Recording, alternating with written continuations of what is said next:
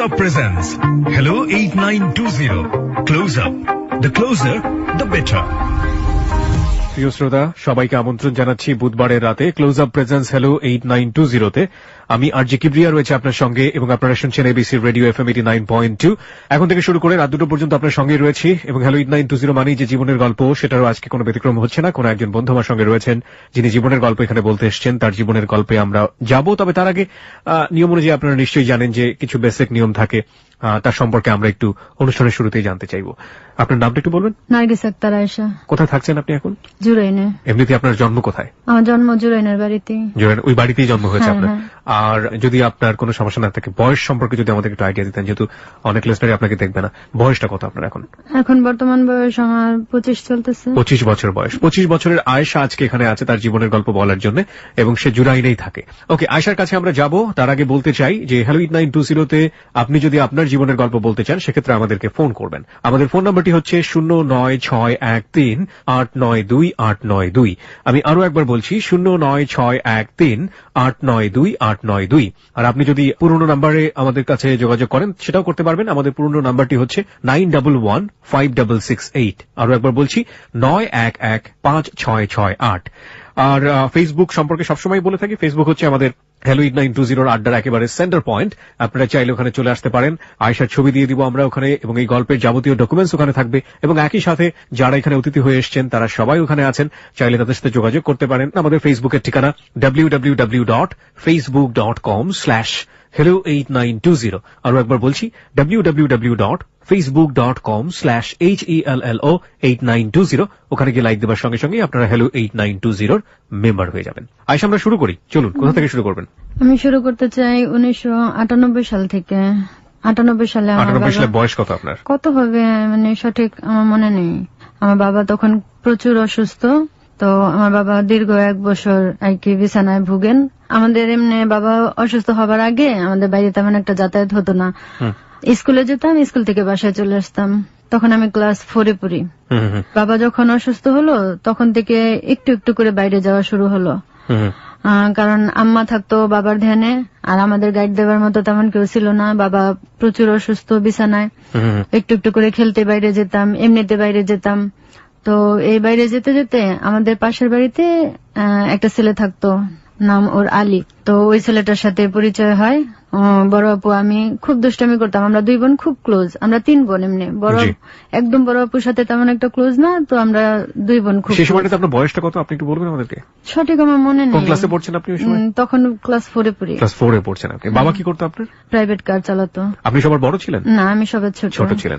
আচ্ছা, যে ছেলেটির কথা বলছিলেন সেই ছেলেটি আপনাদের পাশের বাড়িতেই থাকতো? হ্যাঁ, পাশের। কি নাম ছিল? ওর নাম আলী। আলী, ওকে। ও ট্রাকে হেল্পারি করতো ওর বাবার সাথে। ট্রাকে গেলে আর কি 3-4 দিনের জন্য চলে যেত, তারপরে আসতো। আসলে এলাকার মধ্যে খুব হইচই করতো আর অনেকটা দুষ্টামি ফাজলামি করতো। তখন থেকে আর কি পরিচয়। আমার বাবা আস্তে আস্তে অনেকটা অসুস্থ হয়ে পড়ে। মা একদমই আমাদের দিকে খেয়াল দিতে পারে না। তো গাইড দেওয়ার মতো কেউ নাই। 3 ভাই বড়, মানে এক ভাই আমাদের অনেক দেখাশোনা করে, ওই ভাইটা খুব ভালো, সেজো ভাই। আর বড় 2 ভাইটা একটু অন্যরকম, খুব রাগী ছিল। 19-20 করতে পারতাম না ওনাদের সামনে। তো ওই আলীর সাথে পরিচয়। যখন কাজে থেকে আসতো তখন ডাক দিত। ও ডাক দিত কিভাবে? ও শীষ বাজিয়ে ডাক দিত। আসতো গলিতে শীষ বাজালে আমরা বুঝতে পারতাম ও আসছে। তো এরকম করতে করতে আমার বাবা প্রচুর অসুস্থ। তখন তো বাইরেও তেমন একটা যেতে পারতেছি না। বাবা 99 জানুয়ারির 1 তারিখে মারা গেল। ওকে। আমার বাবা তখন আমাদের খুবই অবস্থা খারাপ, মানে আর্থিক অনটন শুরু হয়ে গেল। হ্যাঁ, তখন আমার আব্বার বয়স 40 কি 45 হবে, এরকম বয়সে মারা গেছে। ওকে। আমার আম্মা একদম মানসিক ভাবে ভেঙে পড়ে। আমাদের ওইখানে নিজস্ব বাড়ি, ওই বাসা থেকে কিছু ভাড়া আসতো, ওইটা দিয়ে আমরা কোন রকম চলতাম। তো বাবা মারা যাবার পরে 2টা ভাই একদম অন্যরকম গার্জেন হিসাবেই শুরু করলো। ওনারা বললো ওনারা ভাড়া উঠাবে, ওনারা এই করবে, আর বোনেরা বাইরে যায়, বাইরে যেতে পারবে না। তো এর মাঝখানেই ওই আলীর সাথে দেখা পরিচয়। মানে আমারও আস্তে আস্তে ওকে একটু ভালো লাগতে শুরু করে। আমার আপুর সাথে তো সব ব্যাপারে। আলীর বয়স তখন কত ছিল? 17-18 হবে বা আর একটু বেশি হবে। ওকে। আপনি তখন ক্লাস 4-এ পড়ছেন? আপনি 8-9, মানে আপনার হচ্ছে ডাবল বয়স। হ্যাঁ। ওকে। ও একদিন আমাকে বলতেছে, আচ্ছা তুই খুব সুন্দর, তোকে খুব ভালো লাগে, ভালো লাগার মতো মেয়ে, খুব চুপচাপ। আমি কিছু বলতাম না। তো চলে আসতাম, এরকম মাঝে মাঝে ডেকে ডেকে কথা বলতো, আমাদের গলিতে দাঁড়ায় দাঁড়িয়ে কথা বলতাম। তো আমার ভাইয়াদের সেটা পছন্দ ছিল না, বাসায় এসে খুব করতো। আর আমাকে কখনো কেউ মারে নাই, আমি খুব আদরের ছিলাম আমাদের ভাই বোনেদের মধ্যে। দেখা গেল এখন ভাইয়াদের পছন্দ না এরকম। ভাইদের পছন্দ না মানে কি, মানে ভাইয়ারা আমরা বাইরে বের হওয়াটা একদমই পছন্দ না, আর আমাদের কথায় কথায় বকাবকি করতো একদম আপন ভাই। হ্যাঁ, তো আমার অনেক অসুস্থ হয়ে পড়লো, আমারও তখন হসপিটালে ভর্তি থাকা লাগলো অনেকটা সময়। আমাদের গাইড দেবার মতো একদম কেউ নাই তখন। ভাইয়েরা মানে বলে পানিতে চুন খসাইতে পারে না, অমনি মারতো। আমার মেজো বোনটাকে খুব বেশি মারতো, আমার মেজো বোনটা অনেক চঞ্চল ছিল, ওকে মারতো। তখন আম্মা খুব কষ্ট পেত যে আমি বাসায় নাই। তারপরে এর মাঝখানে যখন বাইরে গেলাম, আম্মা বাসায় নাই, ভাইয়াও বাসায় নাই, তখন আলী আমাকে ডাকলো, তোর সাথে না আমার কিছু কথা আছে। হ্যাঁ ভাইয়া বলেন, কি কথা? না একা বলবো, এইভাবে বলা যায় না কথা। না বলেন, এইভাবে আম্মা বাসায় নাই, ভাইয়ারা দেখলে অনেক বকাঝকা দিবে। তো আলীর আবার বড় ভাই ছিল, ওরা 2 ভাই 2 বোন, ওদের 3 ভাই বোনের বিয়ে হয়ে গেছে, ওই বাকি ছিল। তখন মানে বলতেছে, পরে আমি বলি না, আমার ভাই দেখলে খুব রাগ করবে, এমনিতে বাড়ির পরিস্থিতি খুব ভালো যেতেছে না, আমার উপরে খুব টর্চারিং যায়, তো আম্মাও কষ্ট পায়, আমি বাইরে রাত্রে বেরোতে পারবো না, আপনি এখনই বলেন। পরে ও বলে কি, আচ্ছা আলী ভাই আমাকে পিচ্ছি বলে ডাকতো, আচ্ছা পিচ্ছি, আমি যদি তোর হাতে হাত রাখি বা তোর জন্য হাত বাড়াই, আমার হাতে কি হাত দিবি? পরে আমি কিছু বলি নাই, চলে আসছি। পরে আমি আর আমার মেজো আপু ভাত খেতে বসি, তখন মেজো আপুর সাথে শেয়ার করলাম। পরে আমার মেজো আপু বলে কি, তো তোর কি মনে হয়, তোর কেমন লাগে? আমি বললাম আমারও একটু একটু ভালো লাগে, লাগে না তা না, এখন কি করব? তো মেজো আপু বলে কি, তোর ভালো লাগলে তাহলে হ্যাঁ বল, সমস্যা কি? পরে আবার ডাক দিছে, তুই তো কিছু বললি না। কি বলবো ভাইয়া? ও বলে হ্যাঁ না একটা কিছু তো বলবি। পরে আমি বললাম যে হ্যাঁ আমারও একটু একটু ভালো লাগে, লাগে না, আমি কি বলবো, কিছু বলার নাই। তো কথাবার্তা হইতে হইতে 3-4 মাস চলে যায়, দুষ্টামি করতাম। ও কাজে থেকে আসলে আমাকে না দেখলে ওর ভালো লাগতো না, ও ডাকতো, আমিও বেরোতাম। 3-4 মাস পরে থেকে ও আমাকে ডাকতে শুরু করলো যে আম্মা তখন হসপিটালে, আম্মার সাথে ভাইয়াদের সম্পর্ক খুব একটা ভালো যাইতেছে না, ভাইয়েরা রুম ভাড়া উঠায় ফেলে, নিজেরা নিজেরাই ভাঙার চেষ্টা করে। আম্মা বলতেছে এরকম করো না। তো আমার আম্মাকে মানতো না তখন আমার ভাইয়ারা, আমার আম্মাকে বকাবকি করতো, অনেক গালাগালি করতো। তো আম্মা খুব কষ্ট পেতো, ভয়তে কথাও বলতো না। যখন একদিন মেজো আপুকে এত মারলো, আমার আম্মা খুব কাঁদতেছে, আমার সামনে মেয়েরে এইভাবে মারবি আর আমি সহ্য করলাম, আমি কি এখনো মরে গেছি? এই কথা বলার পরেই বড় ভাই আম্মাকে একটা বকা দিয়া বলে কি, তুই যেরকম এখন তুই এগুলারে খারাপ করে ফেলবি। আমরা বুঝতে পেরেছি, খুবই কষ্টকর। হ্যাঁ, কি বলতেছস এগুলা, তোরা কি খুশি আছস? এই কথা বলার পরেই আমার আম্মাকে এমন ভাবে একটা খুশি মারলো, আমার আম্মার চোখটা একদম ফুইলা নীল হয়ে গেল। পরে আমরা সবাই চিৎকার করতেছি, ভাই কি করতেছেন? পরে বলে বিবাহিত ছিল? হ্যাঁ বিবাহিত ছিল বড় ভাই, ভাবির কথাটাই বেশি শুনতো। পরে আমার আম্মা বলে কি, এত বড় সাহস, তুই এখনই আমার গায়ে হাত তুললি? পরে এই কথা বলার পরে কয় তোরেও আজকে রাখুম না বইলা আম্মাকে একটা টুল ছিল, ওই টুলটা দিয়ে বাড়ি দিল, এমনি মারলো, খুব মারলো। আমার আম্মার চেহারাটা তখন মানে তাকানোর মতো অবস্থা ছিল না। পরে আমার আম্মা বলে কি, আমি তো ওদের সাথে পারবো না, ওরা এখন বড় আর আমারও এখন কোনো জোর নাই। তো আমাদের পাশেই যে কমিশনার ছিল ওনার কাছে গেছে, ওনারা আমার আম্মার চেহারা দেখেই খুব রাগ করছে। পরে আমার বড় ভাইকে ডাকায় নিয়ে খুব মারছে। তো তারপর থেকেই মানে একটু চুপ, মাকে আর মারতো না, কিন্তু খুব গালাগালি করতো। তো এর মাঝখানে একদিন আলী আমাকে ডাকতেছে, তখন আমি বলতাম ভাইয়া দেখেন আমাদের বাড়ির পরিস্থিতি কেমন, আম্মাকে মারতেছে, এরকম সেরকম, মানে ওর সাথে অনেকটা শেয়ার করতাম। পরে একদিন ও আমাকে সম্পর্কের 5-6 মাস পরে আমাকে বলতেছে, এই আমাদের বাড়ি, তার 2টা বাড়ি পরে ওদের বাড়ি, আর আমাদের বাড়ি একটা বাড়ির পরে একটা স্কুল।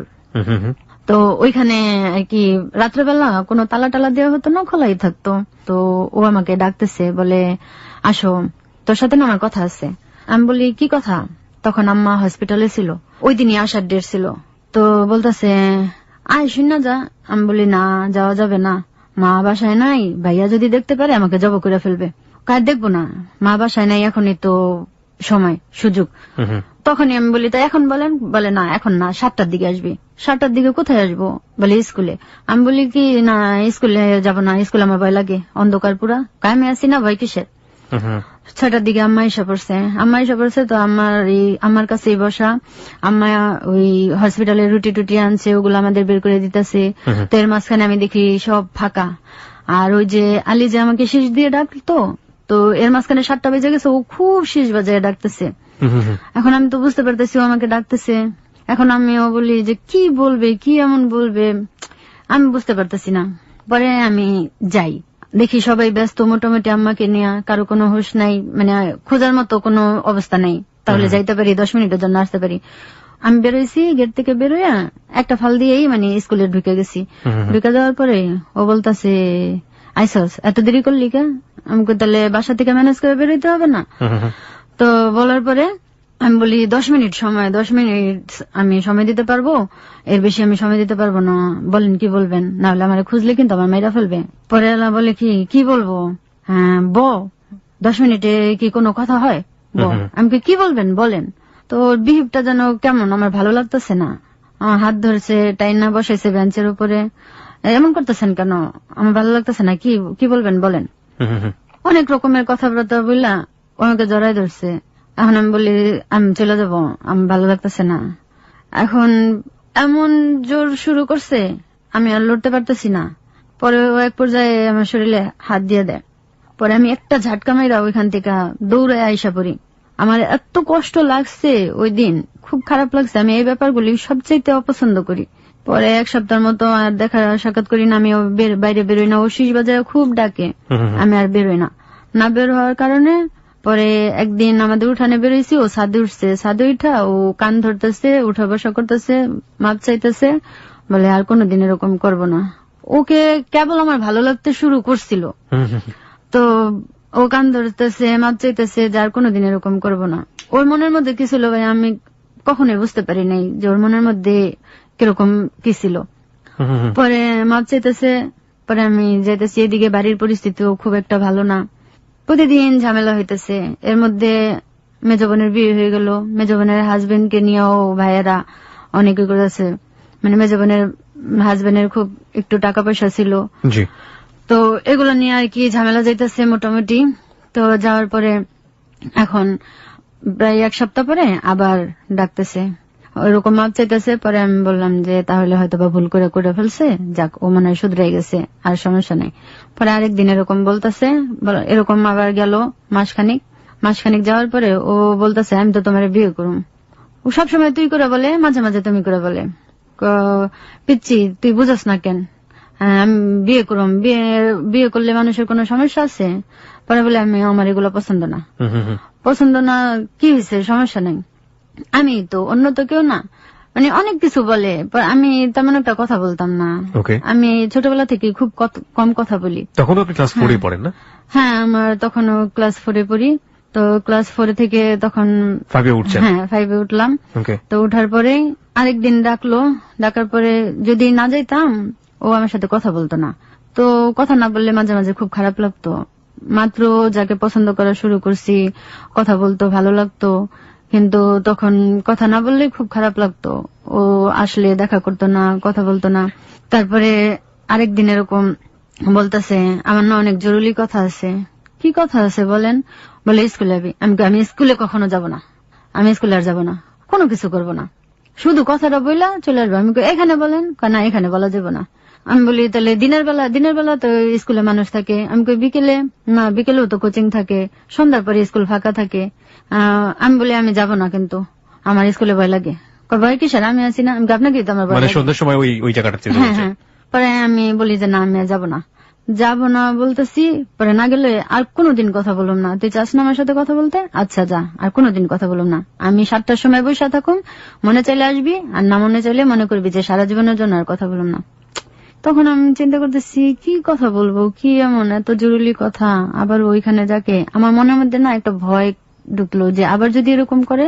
পরে গেছি, তখন আমার যাওয়ার কোনো ইচ্ছা ছিল না। 7:30 বেজে যায়, ও 6 বাজে খুব ডাকতেছে। পড়তে বসছিলাম, তো পড়তে বসার কথা করে আমার বলে আম্মা আমি একটু আসতেছি। কোথায় যাও? আম্মা ঘুমাই গেছে, আর কি ডাক দিতেছি। পরে আম্মা বলতেছে কোথায় যাও? আম্মা আমি আসতেছি, পড়াটা নোট করে নিয়ে আসি বান্ধবীর কাছ থেকে। পরে বলে আচ্ছা তাড়াতাড়ি এসে পড়ো, তোমার ভাইয়েরা কিন্তু এমনিতেই বাইরে যাওয়া পছন্দ করে না, আর রাত্র হয়েছে, তাড়াতাড়ি নোট করে এসে পড়ো। আমি এমনিতে সব ক্লাসে সবসময় ফার্স্ট হইতাম, কখনো ফেল হই নাই। তবে আমার মাস্টারও তেমন একটা থাকতো না, আমি পড়া এক একজনের কাছ থেকে গুছাই নিয়ে আমি সবসময় ফার্স্ট হইতাম। এর জন্য আম্মা কিছু বলতো না, আর আমাদের ঘরে সবাই খুশি হইতো যে মাস্টার সারা পরীক্ষা দেয় তারপরও ফার্স্ট আসে। পরে গেলাম, বেরোইলাম, বেরোবার পরে বান্ধবীর বাসায় খাতাটা ইটা রাইখা ঢুকলাম। ওইখানে ঢুকার পরে ওই দিন আর নিচে কথা বলে না, আমাকে টাইম না দোতলায় নিয়ে গেল, কেটে নিয়ে গেছে আলী। ওকে প্রিয় শ্রোতা, আমরা এই জায়গাটায় ছোট্ট একটা বিরতি নিতে চাই। আপনারা সবাই শুনছেন close up presence hello 8920 ABC radio FM 89.2 এ। আজকে আয়েশার জীবনের গল্প আমরা এখানে উপস্থাপন করছি। আয়েশার জীবনের গল্প শোনা, একই সাথে মন্তব্য করা কিংবা আয়েশাকে দেখতে চাওয়া, তার সাথে কমিউনিকেট করা, যাবতীয় তথ্যাবলী আপনি পাবেন আমাদের ফেসবুক থেকে। আমাদের ফেসবুকের ঠিকানা www.facebook.com/hello8920। আমি আবারও বলছি www.facebook.com/HELLO8920। ওখানে গিয়ে লাইক দেবার সঙ্গে সঙ্গেই আপনি হ্যালো 8920 মেম্বার হয়ে যাবেন। ফিরে আসছি ঠিক 3 মিনিট পর। Close Up presents Hello 8920. Close Up. The closer, the better. 3 minute পর প্রিয় শ্রোতা, আপনাদের সবাইকে আরো একবার স্বাগত জানাচ্ছি ক্লোজ আপ প্রেজেন্স হ্যালো 8920 তে। আমি কিবরিয়া রয়েছে আপনার সঙ্গে এবং আপনারা শুনছেন এবিসি রেডিও এফএম 89.2। যারা এই মুহূর্তে ফেসবুকে আছেন তারা বিভিন্নভাবে কমিউনিকেট করছেন, তাদের সবাইকে বলতে চাই প্লিজ এমন কোন কমেন্টস করবেন না যেটা অন্যকে আঘাত দেয় এবং একই সাথে আপনার যে পার্সোনালিটি সেটাকে হ্যাম্পার করে। ফেসবুকের ঠিকানাটা নিশ্চয়ই বলে দিয়েছি, তারপর আবারও বলবো www.facebook.com/hello8920। আমি আবারও বলছি www.facebook.com/HELLO8920। ওখানে গিয়ে লাইক দেওয়ার সঙ্গে সঙ্গে আপনি হ্যালো 8920 মেম্বার হয়ে যাবেন। আয়েশা, আমরা যে জায়গাটিতে ছিলাম তারপর ও আমাকে দোতলায় নিয়ে যেতেছে, তখন আমার কাছে একটু ভয় ভয় লাগলো। ও বলতেছে কোনো ভয় নাই, নিচে যে কোনো সময় যে কেউ আসতে পারে, দোতলায় চল। এখন আমার ভয় লাগতেছে, কিন্তু এখন আর বেরোয় আসতে পারতেছি না। আমার হাতটা এত জোরে চাইপা ধরে রাখছে, চিৎকার দিলেও দেখা যাবে পাশে বাড়ি। তো আমি এখন কি করবো আমি নিজেও বুঝতে পারতেছি না। আমি বলতেছি কি কথা বলবেন, তাড়াতাড়ি বলেন। বাসা থেকে আমি নোট করার কথা বলে বেরিয়েছি। ও বলে আমি তো তোরে বিয়েই করব। আমি কি বলছি তোরে বিয়ে করব না? তাহলে তুই এরকম করতেছিস কেন? কিরকম করতেছি? বিয়ে করবেন, হ্যাঁ ভালো কথা, বিয়ে করলে এটা আবার বলার কি আছে? ও বলতেছে কিচ্ছু না, আমি শুধু তোরে এমনি একটা কিস করতে চাই। আমি বলি না, আমার এগুলো ভালো লাগে না। এমন জোর জবরদস্তি শুরু করলো। আমি এইদিকেও হইতে পারতাছি না, ওইদিকেও হইতে পারতাছি না। আমি দেখলাম ও আমার কাপড় চোপড় টানা শুরু করলো। তখন আমি বলতেছি কি করতেছেন? কয় চুপ, কথা কবি না। ও এমন ভাবে আমার কাপড় চোপড় টানা শুরু করলো, আমি এমনি হাত ধরি, ওই হাত ধরি, ওর সাথে আমি পায়রাও উঠতেছি না। আমার ওই মুহূর্তে মনে হয়েছে আমি যে কোথায় পড়ছি, আমি নিজেও বুঝতে পারতেছি না। কোনো বাঘের মুখে পড়ছি না কি পড়ছি। আমি না চিৎকার দিতে পারতেছি আশেপাশে মানুষের ভয়ে, আর চিৎকার দিলেও যদি কেউ দেখে বা শুনে আমার আম্মার জানো শেষ, আমার জানো শেষ। আমি কিচ্ছু করতে পারতেছি না, কিন্তু আমি ওরেও আটকায় রাখতে পারতেছি না। আমার ওই মুহূর্তে মনে দিন দুনিয়া সব অন্ধকার হয়ে যেতেছে। এত জোর খাটাইছি, লাস্ট পর্যায়ে আমার সমস্ত শক্তি মনে হয় যেন শেষ হয়ে গেছে। ও আমার সাথে এরকম আচরণ করছে, আমি ওটা বইলা বুঝাইতে পারতেছি না। ব্যাপারটা কিরকম ছিল? আমরা সাধারণত যেটা বলে থাকি যে আপনি রেপড হলেন, তাই ছিল। ওকে, পরে আমি বকাও দিছি ওই টাইমে, ও শুনে নাই কিছু। তারপরে আমার অবস্থা খুবই খারাপ। ও ওর মতো এরকম কইরা ও নিজেই চলে গেছে। আমি ওইখানে, আমি এখন ভয় পেতেছি যে যদি কেউ আইসা পড়ে কিভাবে কি করব। আমি ওইখান থেকে আসতে পারতেছি না, আমার এত অবস্থা খারাপ। আমার ওই মুহূর্তে মনে হয়েছে যে আমি কি করব, কি হয়েছে, আমি কিসের জন্য আসলাম, কেন এরকম হইলো, আমি নিজেও বুঝতে পারতেছি না। আর ওর প্রতি আমার এত ঘৃণা আসলো। আমি কিভাবে বাসায় আসছি, কি করছি, আমার কিচ্ছু মাথায় খেলে না। আমি বুঝতেই পারি নাই কোন সময় কিভাবে গেছে। আমার মনে হয়েছে সারা দুনিয়া মনে হয় আমার কাছে অন্ধকার হয়ে গেছে, যে আমার জীবনে কি ঘটে গেছে। আমার জীবনে সবচেয়ে অপছন্দের জিনিস ছিল এগুলা। খুব বেশি কিছু বোঝার আগেই এরকম হয়ে গেছে। পরে আমি বাসায় যাওয়ার পরে আম্মা তো ঘুম, আমার অবস্থা দেখলে ও আমার মুখের মধ্যে এমন অবস্থা করছে, আমি মুখও ঢাকা রাখতে পারি না। পরে আমি যাই আসতে শুয়ে পড়ছি। পরে সকালে আমার আম্মা খেয়াল করছে, তোর হাত টাত লাল কেন, কি হয়েছে? না আম্মা ব্যথা পেয়েছি। কোথায় ব্যথা পেয়েছিস? আম্মা কালকে রাত্রে নোট করতে গেছি না, আমি পড়ে গেছি, আম্মাকে কিছু বলতেও পারি না। পরে কোথায় পড়লি? আম্মা আমাদের গলিতে অন্ধকার না, লাইট তো জ্বলে না, আমাদের গলিটা আবার খুব অন্ধকার ছিল। পরে বলি ওইখানে উষ্টা খায় আমি পড়ে গেছি। উষ্টা খায় পড়ে গেলে এইভাবে দাগ হয়? পরে আম্মারও ভালো লাগতেছে না, আর কিছু বললো না। তারপরে গেল, ওর সাথে আমি আর দেখা করি না। তখন আমার আর কিছু ভালো লাগতো না, আমি এমনিতেই বেশিরভাগ সময় একা থাকতাম। তখন আমি আরো চুপচাপ হয়ে গেছি। আমার আম্মা ব্যাপারগুলি খেয়াল করছে। 1 সপ্তাহ পরে আবার ওরকম ডাকাডাকি শুরু করছে। এখন আমার মাথায় কিছু ধরে না, আমি কি করব, কোথায় যাব, বা ওর সাথে কি বিহেভ করব। মানে আমি উঠানে বেরোইছি, ও কানে ধরতেছে, মাপ চাইতেছে, এবার আরো বেশি করতেছে, আমাকে মাফ করে দাও। পরে আমি আর কিছুই বলি নাই। প্রায় মাসখানেক পরে তারপরে যেমনি হোক যাই হোক কথা বলা হয়েছে আবার। তো আমি বলছি, একটা কথাই বলছি যে কেন এরকম করলেন? ও বলে কি হয়েছে, আমরা কি বিয়ে করুম না? বিয়ে করলে কি এই সম্পর্কটা আমার ভালো লাগে না? ভালো না লাগে কি হয়েছে, এখন এভেলেবেল এরকম হইতাছে, তুই এরকম কে? আমি বলি আমি এরকমই, আমার এগুলো পছন্দ না। গেল, ও তখন একটু মানে অন্যরকম বিহেভ করতে লাগলো। তখন আমার মনে হলো কি ব্যাপার, ও কি আমার কাছ থেকে দূরে সরে যেতেছে? ওই মুহূর্ত গুলাতে ওর বাড়ির সবাই আমাকে পছন্দ করা শুরু করলো। ও বাড়িতে হয়তো বা জানাইছে যে আমাকে পছন্দ করে। তো ওই মুহূর্তে আমার বড় বোন আবার বাসায় খুব ঝামেলা হইতাছে, ওনার হাজবেন্ডকে নিয়ে ওদের বাড়িতে রুম ভাড়া নিল। ওরাও ভাড়া থাকতো আর ও ওই বাসায় যে রুম ভাড়া নিল।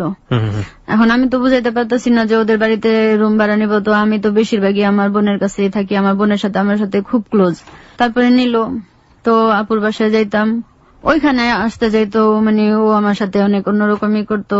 এরকম দেখে আমার আর ভাল লাগে নাই। ও কেমন শুরু করলো, আমাকে অ্যাভয়েড করা শুরু করলো।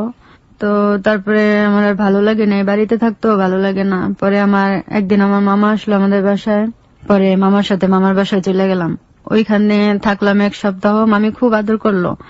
ওইখান থেকে আবার আরেক মামার বাসায় চলে গেলাম। ওই মামার বাসার পাশের বাড়িতে একটা ছেলে ছিল, ওর নাম ফয়সাল। ওই ছেলেটা আবার আমার ওই মামাকে মামা ডাকছে, ওর মা আমার মামাকে ভাই ডাকছে। ওরা আপনের চাইতেও বেশি সম্পর্ক ছিল। যখন আমি গেলাম ওই দিনই, মানে আমাকে দেখা ওই ছেলেটা এত খুশি, মানে আমাকে জীবনে ফার্স্ট ও দেখছে, আমি ওকে ফার্স্ট দেখছি, এত পছন্দ করছে, খুবই পছন্দ করছে। ওই মামার বাসার পাশেই থাকতো, আমার ওই মামাকে ওর মা আর কি ভাই ডাকছে। পরে আমি যাওয়ার পরে মামিরকে জিজ্ঞাসা করতেছে, মামি এটা কে? মামি বলে আমার ভাগ্নি। বলে ও আগে তো আসে নাই? বলে হ্যাঁ আগে আসে নাই, কিন্তু এখন রেগুলারই আসবে, যোগাযোগ থাকবে।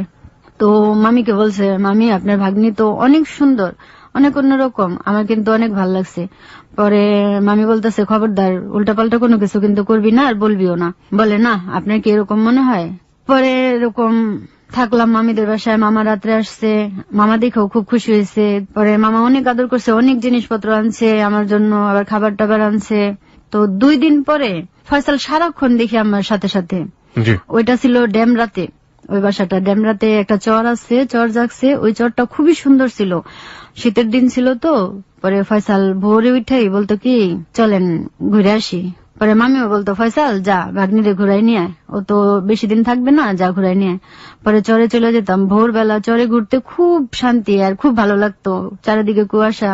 পরে ঘুরতো, তখন বলতেছে আপনি কি করেন? আমি লেখাপড়া করি। আমি বলি আচ্ছা সারাক্ষণ আপনি আমার পেছন পেছন থাকেন কেন? হাসা দিচ্ছে, ও কিছু বলে না। বলে কেন সমস্যা? আমি বলি না সমস্যা না, মানে আমি ব্যাপারগুলি খেয়াল করতেছি।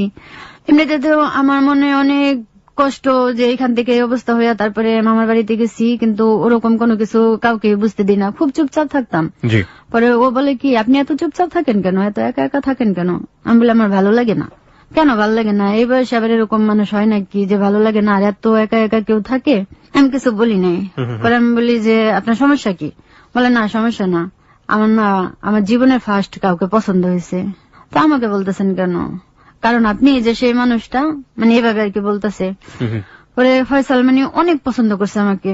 প্রায় 6 দিন চলে গেল। 6 দিনে মানে আমি দেখছি আমি যে প্রায় 1 বছরের মতো যে আলীর সাথে আমার সম্পর্ক ছিল, আমি এরকম কোনো কিছু দেখি নাই। 6 দিনে আমি ফয়সালের মধ্যে যা দেখছি, আর ও আমাকে অনেক অনেক পছন্দ করলো। আর কখনো আমরা এই যে পাশাপাশি বসলো, ওর সাথে আমার সাথে একটুখানি সাথে সাথে সেটা যেত।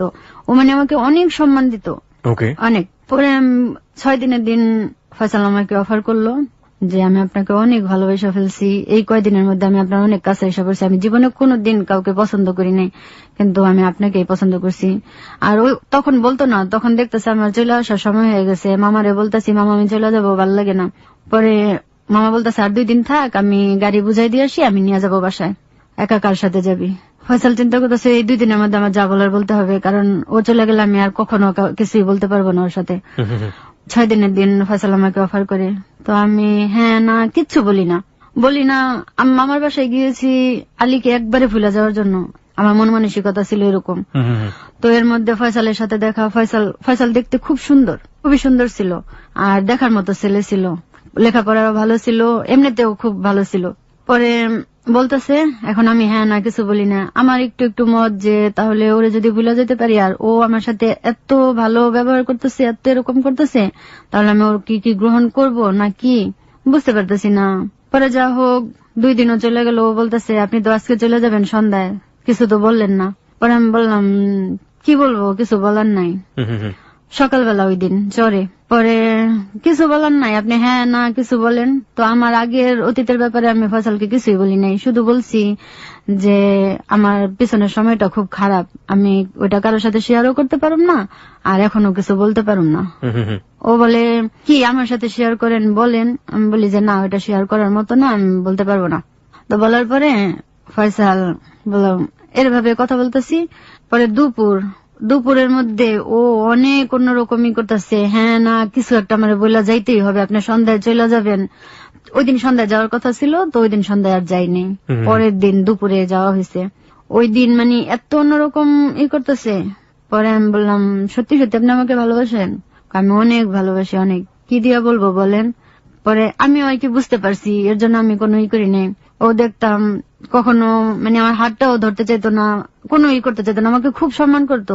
এই ব্যাপারগুলি আমি কখনো আলীর মধ্যে দেখি নাই। আচ্ছা আচ্ছা। হ্যাঁ, তো এগুলো দেখার পরে ফয়সালের প্রতি আমার অনেক সম্মান হওয়ার পরে তখন সন্ধ্যায় মামি বাইরে গেছে, আমি ফয়সাল বসা আর আমার মামাতো বোন বসা, মামাতো বোনটা ছোট।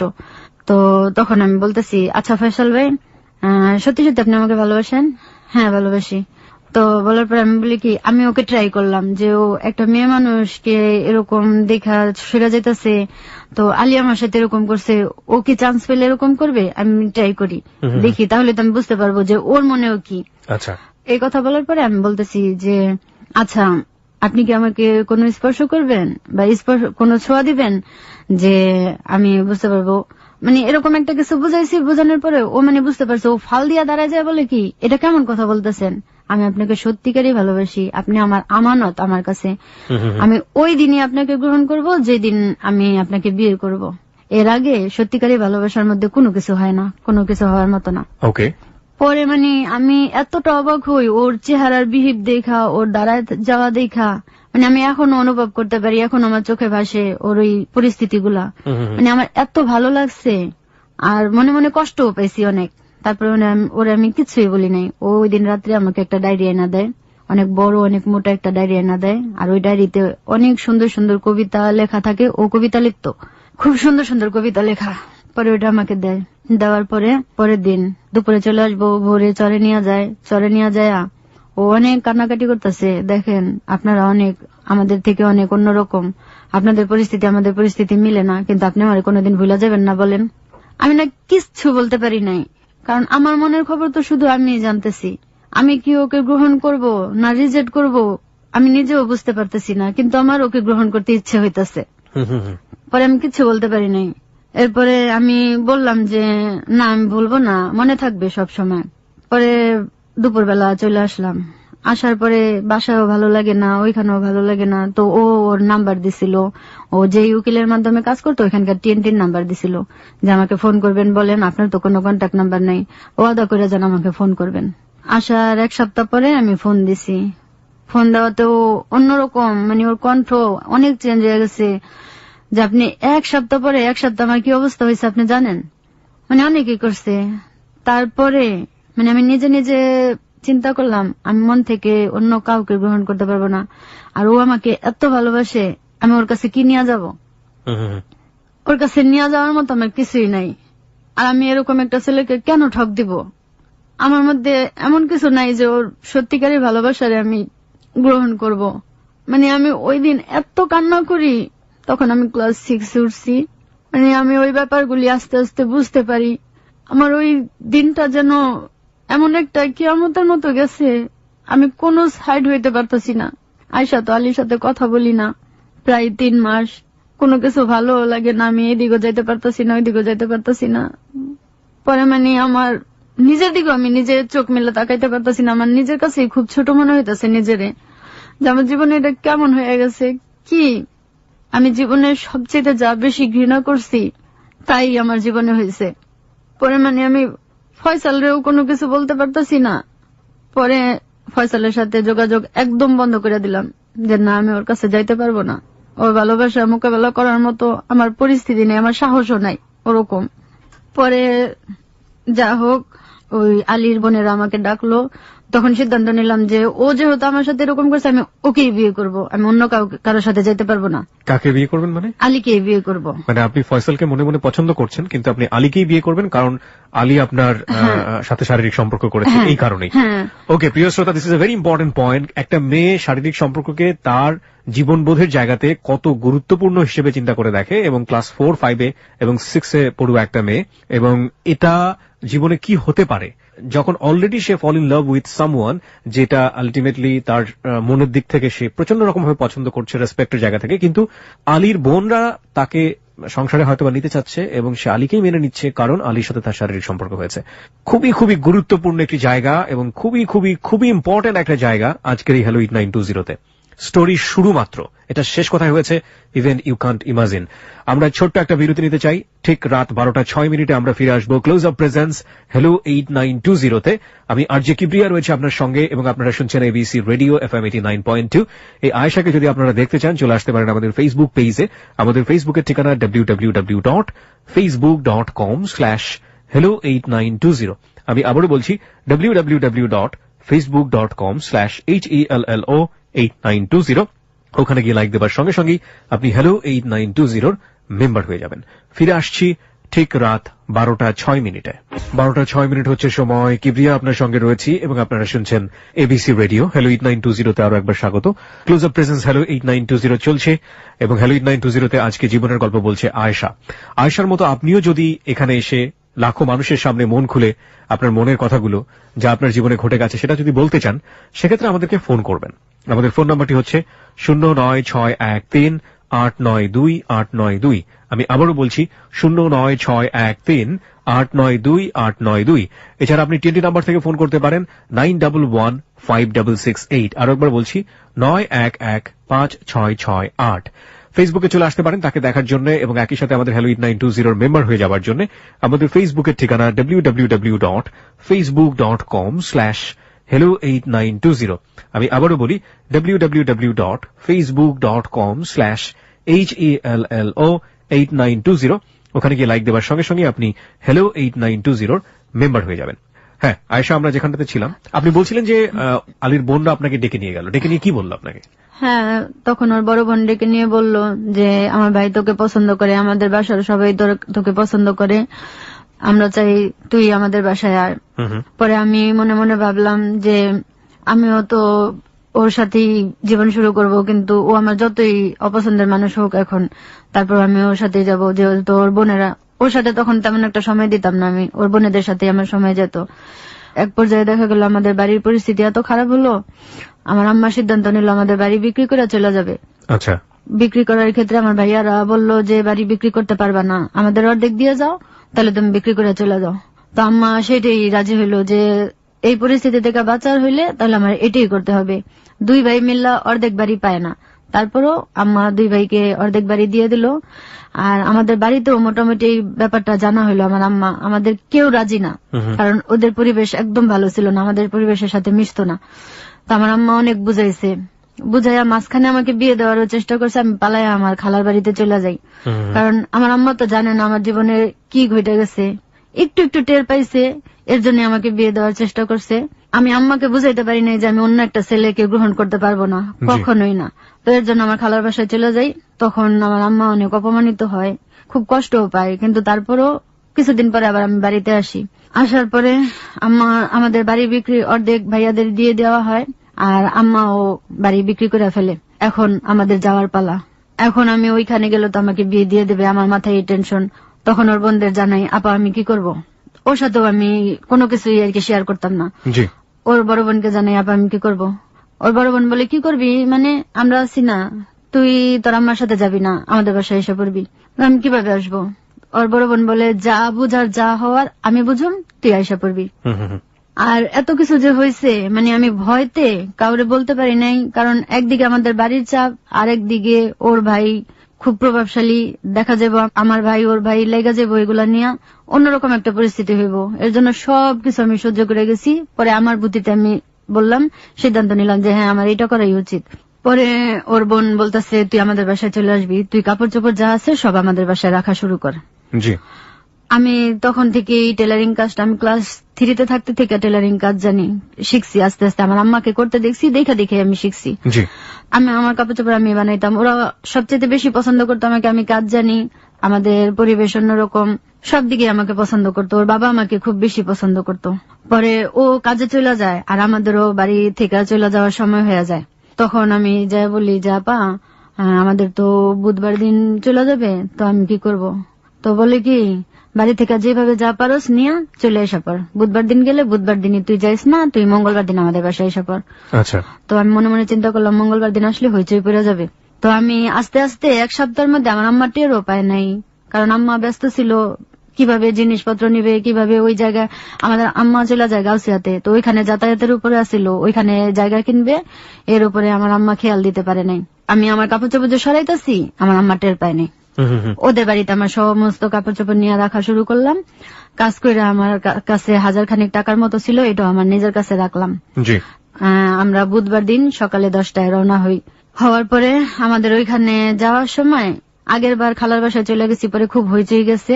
এর জন্য এবার যেন আর হইচই না হয়, ছোট্ট একটা কাগজে 2টা কথা লিখলাম যে, আম্মা আমি ওদের বাসায় চলে যেতেছি, তুমি আমাকে খুঁজো না, আর ওরা যদি খবর পাঠায় তুমি আইসো না, আমার কখনো আমার খোঁজ খবর নিও না। এতটুকু লেখা আমি যাইতাছি। যাওয়ার পথে রাস্তার মাঝখানে আমার মেজো আপুকে বলি, আপা এই কাগজটা নাও। এটা কি? কিছু না, এখন দেখো না, একটু পরে দেখো, গাড়িতে বৈশা দেখো এটা কি। তো সবাই যাওয়ার দানে মেজো আপাও খেয়াল করে নাই। মেজো আপার হাতে ওইটা দিয়েই, মেজো আপার সাথে হাঁটতে হাঁটতেই আমি পিছন থেকে নাই হয়ে গেছি। মানে আলীর মেজো বোন যে, ওনার কাছে এসে পড়ছি। ওরা বলছে যেভাবে যেভাবে এখানে এসে দাঁড়াইতে, ওইখানে আমি যা দাঁড়াইছি, ওরা নিয়ে আমাকে চলে গেছে ওর মেজো বোনের বাড়িতে। ওর মেজো বোনের বাড়ি খুব দূরে ছিল। মানে কি আপনাকে বিয়ে দেওয়ার জন্য, তাই তো? হ্যাঁ হ্যাঁ। পরে আমার মেজো বোন দেখে যে আমি নাই, তখন খোঁজ করতেছে, কি ওই কই ওই কই। আমি কিছুক্ষণ দাঁড়ায় ছিলাম একটা বাড়ির ছাদে। পরে আমি দেখতেছি দাঁড়ায় দাঁড়ায়, আমি দেখতেছি আর খুব কাঁদতেছি। পরে আমার মেজো বোন ওই কাগজটা নিছে, মা ও তো আমার হাতে একটা কাগজ দিছে, আমি তো বুঝতে পারি নাই। পরে বলে, দেখ তো কি। আমার বাবা মারা যাওয়ার পরে আমার সেজো ভাই আমাদের দেখছে, আমার বাবার মতো করে পালছে। ওই সেজো ভাই নিয়ে পড়ছে। যখন এই লেখাগুলি পড়ছে, আমি ছাদ থেকে দেখতেছি, আমার মেজো ভাই এমন জোরে একটা চিৎকার দিয়ে কান্না করছে, মানে আমি ওইটা দেখতে পারিনি। আমি তখন ওই ছাদে দাঁড়ায় কান্না করতেছি, আমার আম্মা কান্না করতেছে, আমার বোন কান্না করতেছে, রাস্তার মধ্যে সবাই তিনজন ধরে কান্না করতেছে। আর ওই পরিস্থিতিটা আমি ছাদে থেকে দাঁড়ায় দেখতেছি আর বলতেছি যে কার জন্য কি করতেছি আমি নিজেও জানি না, আল্লাহ তুমি জানো। জীবনের সবচেয়ে অপছন্দের মানুষের কাছে যেতেছি, আর নিজের মানুষদের কষ্ট দিয়া। আমি জানি না আমার সামনের পরিস্থিতি কি। এবং শুধুমাত্র এটা আপনি করছেন এই কারণে, কারণ আপনার ভিতরে এই বিলিফটা ছিল যার সঙ্গে শারীরিক সম্পর্ক হয়ে গেছে তার সঙ্গে যেভাবেই হোক থাকতে হবে, তাই না? হ্যাঁ, আমি অন্য কাউকে গ্রহণ করতে পারবো না মন থেকে। ওকে। পরে ওরা চলে গেছে। আমার সেজো ভাই বলে যে ওরে আর খুঁজবো না। আমার আম্মা আসতে চাইছে, আমার আম্মাকে টাইম না নিয়ে গেছে, বলে আর ওরে খুঁজবো না, কোনোদিন খুঁজবো না। ওর ভাগ্য নিয়ে চলে গেছে, আর কখনো ওর সাথে যোগাযোগ করার চেষ্টা করবে না, তাইলে আমি কোনোদিন তোমার কাছে থাকবো না।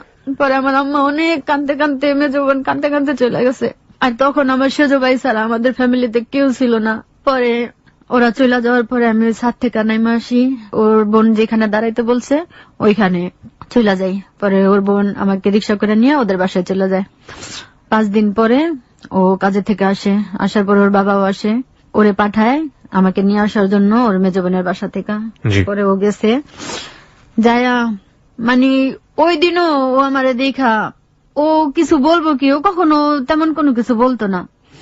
আমি ওর দিকে তাকাইও নাই, ওর সামনেও যাই নাই, ওর সামনে যাইতে আমার ভয় লাগতো, আমি এটা প্রকাশও করতে পারতাম না। পরে বললো যে চল। কোথায়? আব্বু আসছে, বড় ভাই তোরে আব্বুর কাছে নিয়ে যাবো। পরে আব্বু যা বলে তাই। পরে খুব সকালে আয়সা পড়লাম, আয়সা ওর বাবারে বললাম যে বাবা আমি তো আয়সা পড়ছি, আমি আপনাদের এখানে থাকতে চাই। পরে ওর বাবা মহা খুশি, আয়সা পড়ছো থাকো, সমস্যা কি। পরে ওর বড় বোনটা ডাক দিল, কি ব্যাপার, কি হয়েছে? কয় আব্বু তো আয়সা পড়ছে, এখন কি করা যায়? কি করা যাইব, এখন বিয়ের ব্যবস্থা করো। পরে ওরা বিয়ের ব্যবস্থা করলো। তখন আপনি কোন ক্লাসের স্টুডেন্ট? তখন আমি 6 এর অনেকটা 2টা পরীক্ষা দেওয়া হয়েছে আমার, আর পরীক্ষা ক্লাস 6 এ। পরে ওইভাবে বাসায় থাকা হইলো, হুজুর ডাইকে না বিয়ে দিল। ভাইয়া বিয়ে যে দিল, মানে ওরা পারলো না আমাকে একটা ওদের টাকা দিয়া নতুন একটা কাপড় কিনে দিতে, ওরা কিছুই আনবে না, বলে এরকম এটা দিয়ে সব হবে, ওর 3 পিস আছে এগুলা পরেই। পরে পাশের যে মানুষগুলো আছে ওরা বলতেছে বিয়ে তো একবারই হয় মানুষের, বারবার কি হয়, একটা কাপড় পরানোর দরকার আছে না, একটা মেহেন্দি পরানোর দরকার আছে না। পরে বলে কি করব, টাকা তো আর নাই। পরে আমি বললাম কি আপা আমার কাছে 1000 টাকা আছে, এই টাকাটা নেন। আমি আর কিছু বলি নাই। পরে আমার ওই টাকাটা দিয়েই আমার জন্য একটা কাপড় আনা হয়, ওর জন্য একটা পাঞ্জাবি আনা হয়। এই ব্যাপারটা আমার এত কষ্টকর মনে হয়েছে, আমি কাউকে কিচ্ছু বলতে পারতাছি না, আমি শুধু ভিতরে ভিতরে মানে ফাইটা যাইতাছি। পরে ওই কাপড় আনে আর পাঞ্জাবি আনে ওদের ওইখান থেকে। পরে আমাকে কোন রকম একটু মেহেন্দি পরানো হয়, তারপর আমাদের বিয়ে হয় আসরের সময়। জুন মাসের 16 তারিখে আমাদের বিয়ে হয়। বিয়ে হওয়ার পরে 8টার দিকে সবাই খাওয়া দাওয়া করলো, 10টা পর্যন্ত সবাই কথাবার্তা বললা যার যার মতো শেষে শুইতে চলে যাইতেছে। আমি দাঁড়ায় আছি বারান্দায়, আমার সাথে কারো কোনো কথা নাই।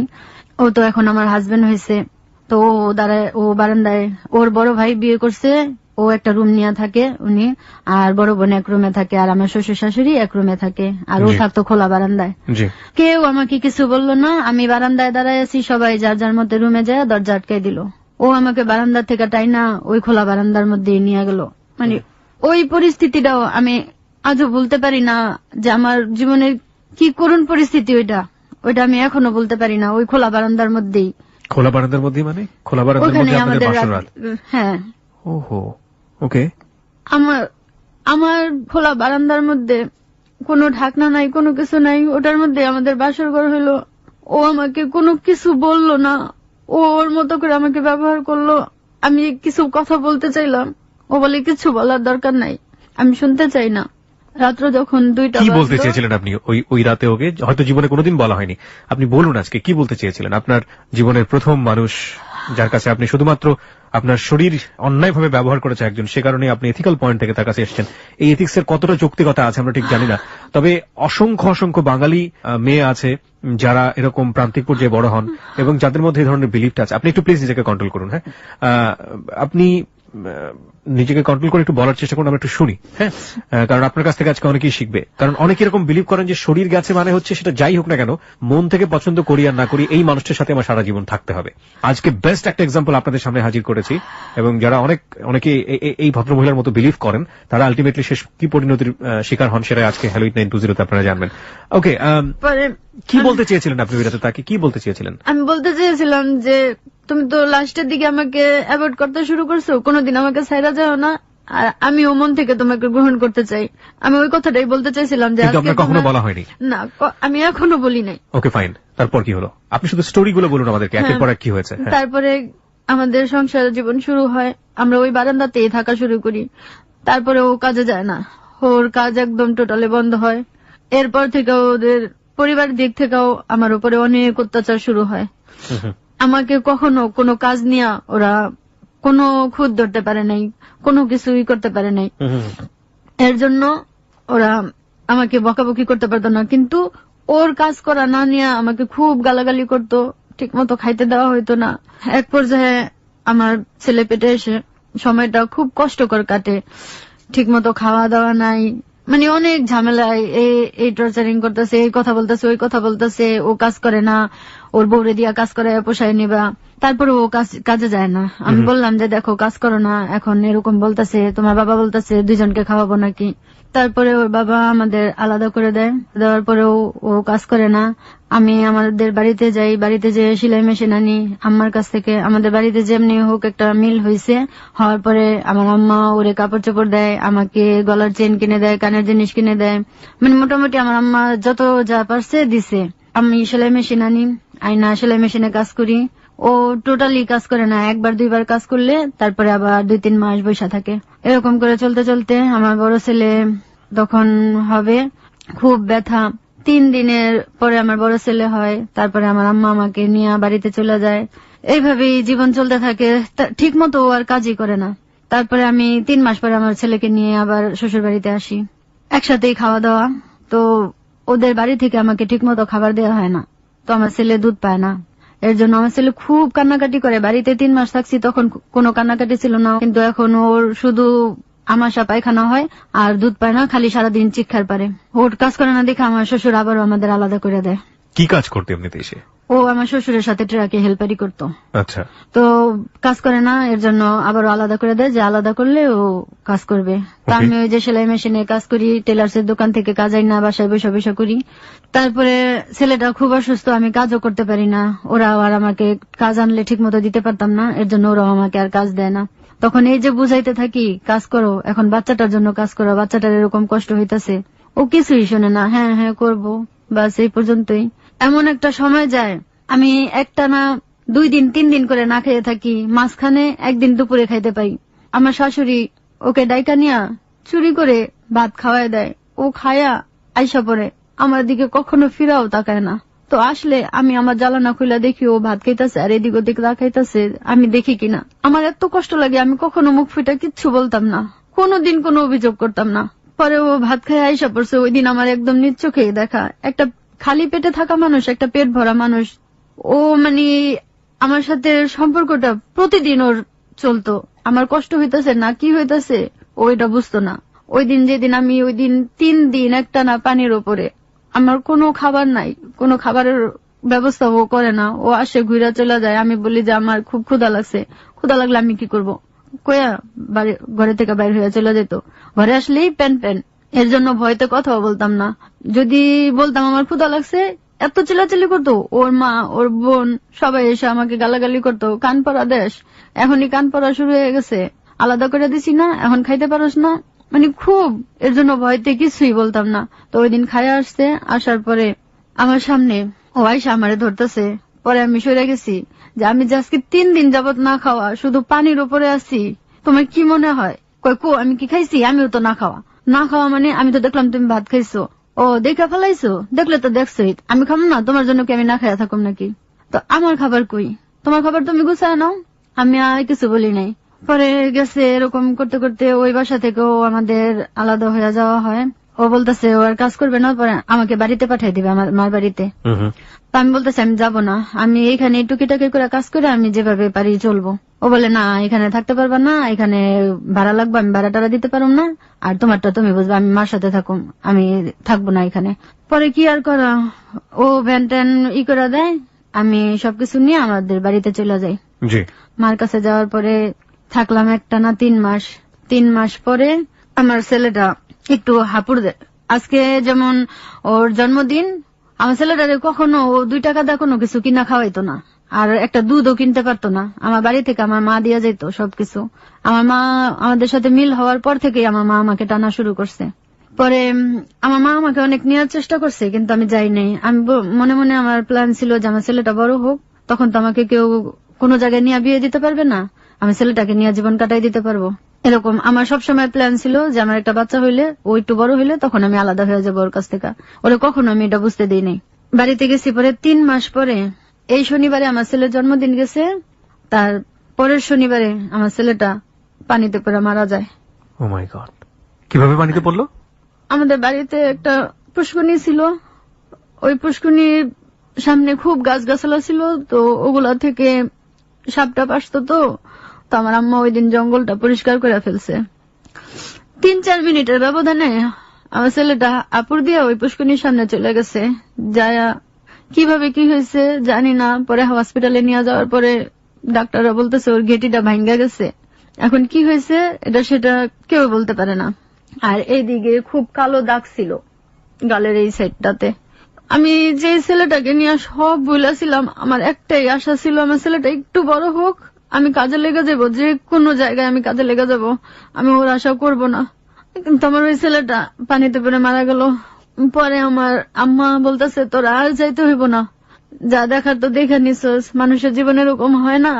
আর আমার ছেলেটা সবার আদরের ছিল, আমার বোনেদেরও মেয়ে, আমার ভাইয়েদেরও মেয়ে, ছেলে শুধু আমারই ছিল। পরে ছেলেটা মারা গেল। তারপরে 2 মাস আরো থাকলাম। 2 মাস পরে ওর সাথে আমি যোগাযোগ করার চেষ্টা করলাম। পরে ওর সাথে আবার এসে পড়লাম আমার শ্বশুর বাড়িতে। তখন বাড়ির পরিস্থিতি দেখলাম, আম্মার মনটা খারাপ, আম্মার আমার আসতে দিব না। এখন দেখি যদি ওইখানে থাকতে পারি, থাকতে চাই, তাহলে মানে আমার আম্মার ইচ্ছা আমাকে অন্য কোথাও বিয়ে দিয়ে দিবে, কিন্তু আমি মন থেকে অন্য কাউরে কখনো মাইনা নিতে পারতাছি না। আমার সিদ্ধান্ত যে বিয়ে একবারই হয় মানুষের, আর গেছি একা একা, কেউ যেন বলতে না পারে যে আমি সংসার করতে পারিনি। পরে আমি আবার আইসা পড়ি আমার শ্বশুর বাড়িতে। আইসা পড়ার পরে 2 মাসের মতো আমার শ্বশুরের সাথে আমার হাজবেন্ড ভালোভাবে কাজ করে, তখন আমাকে খুব আদর করে, আমিও মেশিনে কাজ করি। 2 মাস পরে আবার কাজ ছেড়ে দিছে। কাজ ছেড়ে দেওয়ার পরে আমার শ্বশুর খুব রাগ করে ফ্ল্যাট ভাড়া নিছে 3 রুমের। আমার যা থাকে, আমি থাকি, আর আমার শ্বশুর শাশুড়ি থাকে। এখন আমার শ্বশুরের মাথা খারাপ যে এত টাকা আমি ভাড়া দিতে পারবো না, তোমরা যার যার মধ্যে সবাই আলাদা হয়ে যাও। তখন সবাইকে আলাদা করে দিল। ও আমাকে নিয়ে গেল, ওর এক বন্ধু থাকে, ওই বন্ধুর সাথে অনেক দূরে বাসা নিয়ে গেল। তখন আরো 2-3 বছর পরে তখন আমার আবার আমি প্রেগনেন্ট। এত বছরের মধ্যে আমি কখনো ওরে মুখ ফুটে কিচ্ছু বলি নাই, আর আমাদের মধ্যে ঝগড়াও হয় নাই। পরে আমার ওই বাসাতে রুম ভাড়া নেয়, ওই বাসাতে রুম ভাড়া তখন 1200-1300 টাকা। ও ওই বন্ধুর সাথে কাজ নেয়, বাসে হেল্পারি করবে। তো একদিন হেল্পারি করলে 100 টাকা পাবে। ও সারা মাসে 2 দিন কি 3 দিন হেল্পারি করতো, আর সারা মাস বন্ধু বান্ধবের সাথে আড্ডা আর ঘুরে বেড়ানো, আর না হলে ঘরে ঘুমায় থাকা। তো আমার দিনে দিনে সময় বাড়তে শুরু করলো। ডেলিভারির সময় হয়ে গেছে, এমন সময় আমার ঘরে একটা মোট চাল ছিল না যে আমি রান্না করে খাবো, বা 10টা টাকা ছিল না যে আমি গাড়ি ভাড়া দিয়ে কোথাও যাব। তো এই অবস্থায় আমার অনেক ব্যথা। তো আমি বলতেছি দেখো এই অবস্থা, এখন কি করুম। ওর ডাইরেক্ট কথা, আমি যদি কখনো কিছু বলতাম আমি কি করুম, তুমি দেখো আমি কি করুম। পরে আমি আরো এর জন্য ওরে কিছু বলিও নাই। ওই দিন ও সকালে চলে যায় বাসে হেল্পারি করার জন্য। তো এখন আমার এত ব্যথা, আমি যে রিক্সা ভাড়া দিয়ে যে হসপিটালে যাব, ওই বাড়িওয়ালি আমাকে খুব আদর করতো, আমাকে একটা কার্ড করে দিছে যেন আমার ডেলিভারিটা একবারে ফ্রি ভাবে হয়। উনি তো আমার পরিস্থিতি দেখতেছে, উনি আমাকে অনেক কাজে না দিত, আমি ওই অর্ডারি কাজগুলো করে করে চলতাম। চিন্তা করলাম যে আমার যে কোনো সময় ডেলিভারি হইতে পারে, আমার জমানো 400 টাকার কাজ আছে, কিভাবে কি করব, ডেলিভারি হলে তো মেশিনেও বসতে পারবো না, তো আমার হাতে টাকাও নাই। ওই দিন সকালে আমি মেশিনে বসলাম এই ব্যথা নিয়ে, আমি 400 টাকার কাজ করলাম। বিকেল হয়ে গেল, বিকেলে ওই আপা সবাই বললো যে ওর হাতে কোনো টাকা নাই, তোমাদের অর্ডার গুলা নিয়ে যাও, ওরে টাকা দাও, ও হসপিটালে যাবে, ওর অনেক ব্যথা। পরে সবাই আমাকে টাকাগুলি দিয়া যায়, মানে আমি হসপিটালে যাই, ওরা সাথে সাথে আমাকে ভর্তি করে। ভর্তি করার পরে ওরা দেখছে মানে ওই বাচ্চাটার মাথাটাও এমন আঘাত পাইছে। আমার তো তখন ডেলিভারির ব্যথা ছিল, আমি তো বুঝতে পারিনি, আমি খিচা খিচা কাজ করছি। মানে ওই বাচ্চাটার মাথাটা নিচের দিকে ছিল, তো একদম মাথাটা নষ্ট হয়ে গেছে আমার কাজের ক্ষেত্রে। ওরা কিচ্ছু বলে নাই। রাত্রে তখন 3টা বাজে, আমার অনেক ব্যথা। পরে নর্মাল ডেলিভারি হওয়া সম্ভব না, আমার আম্মাকে ফোন দিছি, আমার আম্মা রাত্রে 12টার সময় আসছে। আসার পরে ওরা সই টই নিয়ে আমাকে সিজার করে আমার একটা বাচ্চা হয়। খুব সুন্দর ভাইয়া, ডাক্তার আমাকে অনেক ধন্যবাদ দিতেছে যে এত সুন্দর একটা বাচ্চা আমরা কখনো দেখি নাই। পরে ওই বাচ্চাটা আমি মন ভরে দেখতেও পারি নাই, আমার প্রথম একটা বাচ্চা মারা গেছে। আমার ইচ্ছা ছিল ওই বাচ্চাটা আমি মন ভরে দেখবো, আমি দেখতে পারি নাই ঠিক মতো। বাচ্চাটা 1-2বার দেখছি আমি, একবার দুধ খাওয়াইছি, পরে ওই বাচ্চাটা ওরা রাখে নাই। বাচ্চাটা নিঃশ্বাসে খুব কষ্ট হইতেছিল আর মাথাটা এত নষ্ট হয়েছে। পরে আমার আম্মারে দিয়া ঢাকা মেডিকেল বাচ্চাটা পাঠায় দেয়, আর আমি ওইখানে থাকি। আমার একটু ভালো লাগে না, আমার বাচ্চাটাকে কখন আমি দেখবো, আমার কাছে রাখবো। এর মধ্যে ও একদিন পরে গেছে আমাকে দেখতে। আমি বলি আমার বাচ্চা কই, কেমন আছে? সবাই বলে ভালো আছে। আমার আম্মা যে আমার ঢাকা মেডিকেলে আমার বাচ্চা নিয়ে আসে, ও একবার বাচ্চাটারে দেখতে যায় নাই। যা টাকা পয়সা যাইতেছে আমার আম্মার যাইতেছে। ও এখানে কোন রকম আসে আমার কাছে, আধা ঘন্টার মতো বসে, তারপরে চলে যায় বাসায়। ও বন্ধু বান্ধব নিয়ে ঘরে বসে তাস খেলে। ওই বাচ্চাটা 3 দিন হসপিটালে থাকার পরে মারা যায়। কেউ আমাকে জানায় না। যেদিন আমার বাচ্চাটা মারা যায় আমার মনের মধ্যে কেমন যেন একটা হয়, আমার মনে হয় যেন আমার বাচ্চাটা নাই। আমি খুব কাঁদতেছি। ডাক্তাররা এসে বলে, কি হয়েছে, কাঁদতেছেন কেন? আমি বলি আমার বাচ্চাটা কি আছে? পরে ওরা বলে, কি হয়েছে আপনার? আপনার বাচ্চা আছে তো, আপনার আম্মার সাথে কথা হয়েছে, আপনি এরকম করলে তো অসুস্থ হয়ে যাবেন, আপনার বাচ্চার কাছে যাবেন না, আপনি সুস্থ হন তাড়াতাড়ি। পরে একটা সিস্টার দেখলাম দূর থেকে বলে যে মায়ের মন কি বলে দেখেন, বাচ্চাটা মারা গেছে, মা কিভাবে টের পেলো, কিভাবে বলতেছে। পরে আমরা একটা বিরতি নেই, বাকিটুকু বিরতির পরে এসে শুনি। হ্যাঁ, আপনি একটু জাস্ট নিজেকে কন্ট্রোল করুন। প্রিয় শ্রোতা, আমরা 4 মিনিটের একটা ছোট্ট বিরতি নিচ্ছি। 4 মিনিট পরে আমরা আবারও ফিরে আসবো। আমাদের এই অনুষ্ঠান, প্রাণের অনুষ্ঠান আমরা বলি ক্লোজ আপ প্রেজেন্স হ্যালো 8920। এখানে এসে মানুষ তার জীবনের সমস্ত মূল্যবান অনুভূতিগুলো আপনাদের সামনে শেয়ার করে। আজকে একজন মা তার জীবনের অনুভূতিগুলো আজকে লাখো মানুষের সামনে শেয়ার করছে। আমরা ফিরে আসতে চাই। তাকে যদি আপনারা দেখতে চান, চলে আসতে পারেন আমাদের ফেসবুক পেজে। আমাদের ফেসবুকের ঠিকানা www.facebook.com/hello8920। আমি আবারও বলি www.facebook.com/HELLO8920। ওখানে গিয়ে লাইক দেওয়ার সঙ্গে সঙ্গে আপনি হেলো 8920 মেম্বার হয়ে যাবেন। ফিরে আসছি ঠিক 4 মিনিট পর। Close Up presents Hello 8920. Close Up. The closer, the better. 4 minute পর প্রিয় শ্রোতা, আপনাদের সবাইকে আরো একবার আমন্ত্রণ ক্লোজ আপ প্রেজেন্স হ্যালো 8920-তে। আমি কিবরিয়া রয়েছে আপনার সঙ্গে এবং আপনারা সবাই শুনছেন এবিসি রেডিও FM 89.2। আজকে জীবনের গল্প বলার জন্য এখানে রয়েছে আয়েশা। আয়েশার জীবনের গল্পে আমরা আবারও ফিরছি।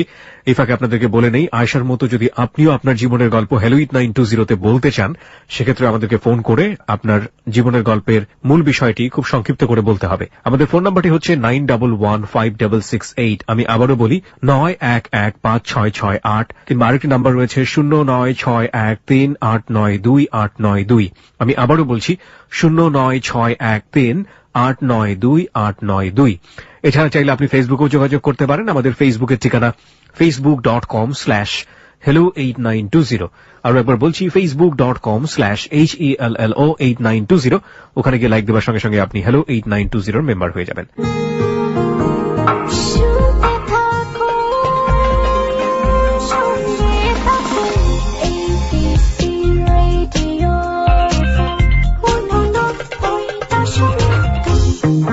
Close Up presents Hello 8920.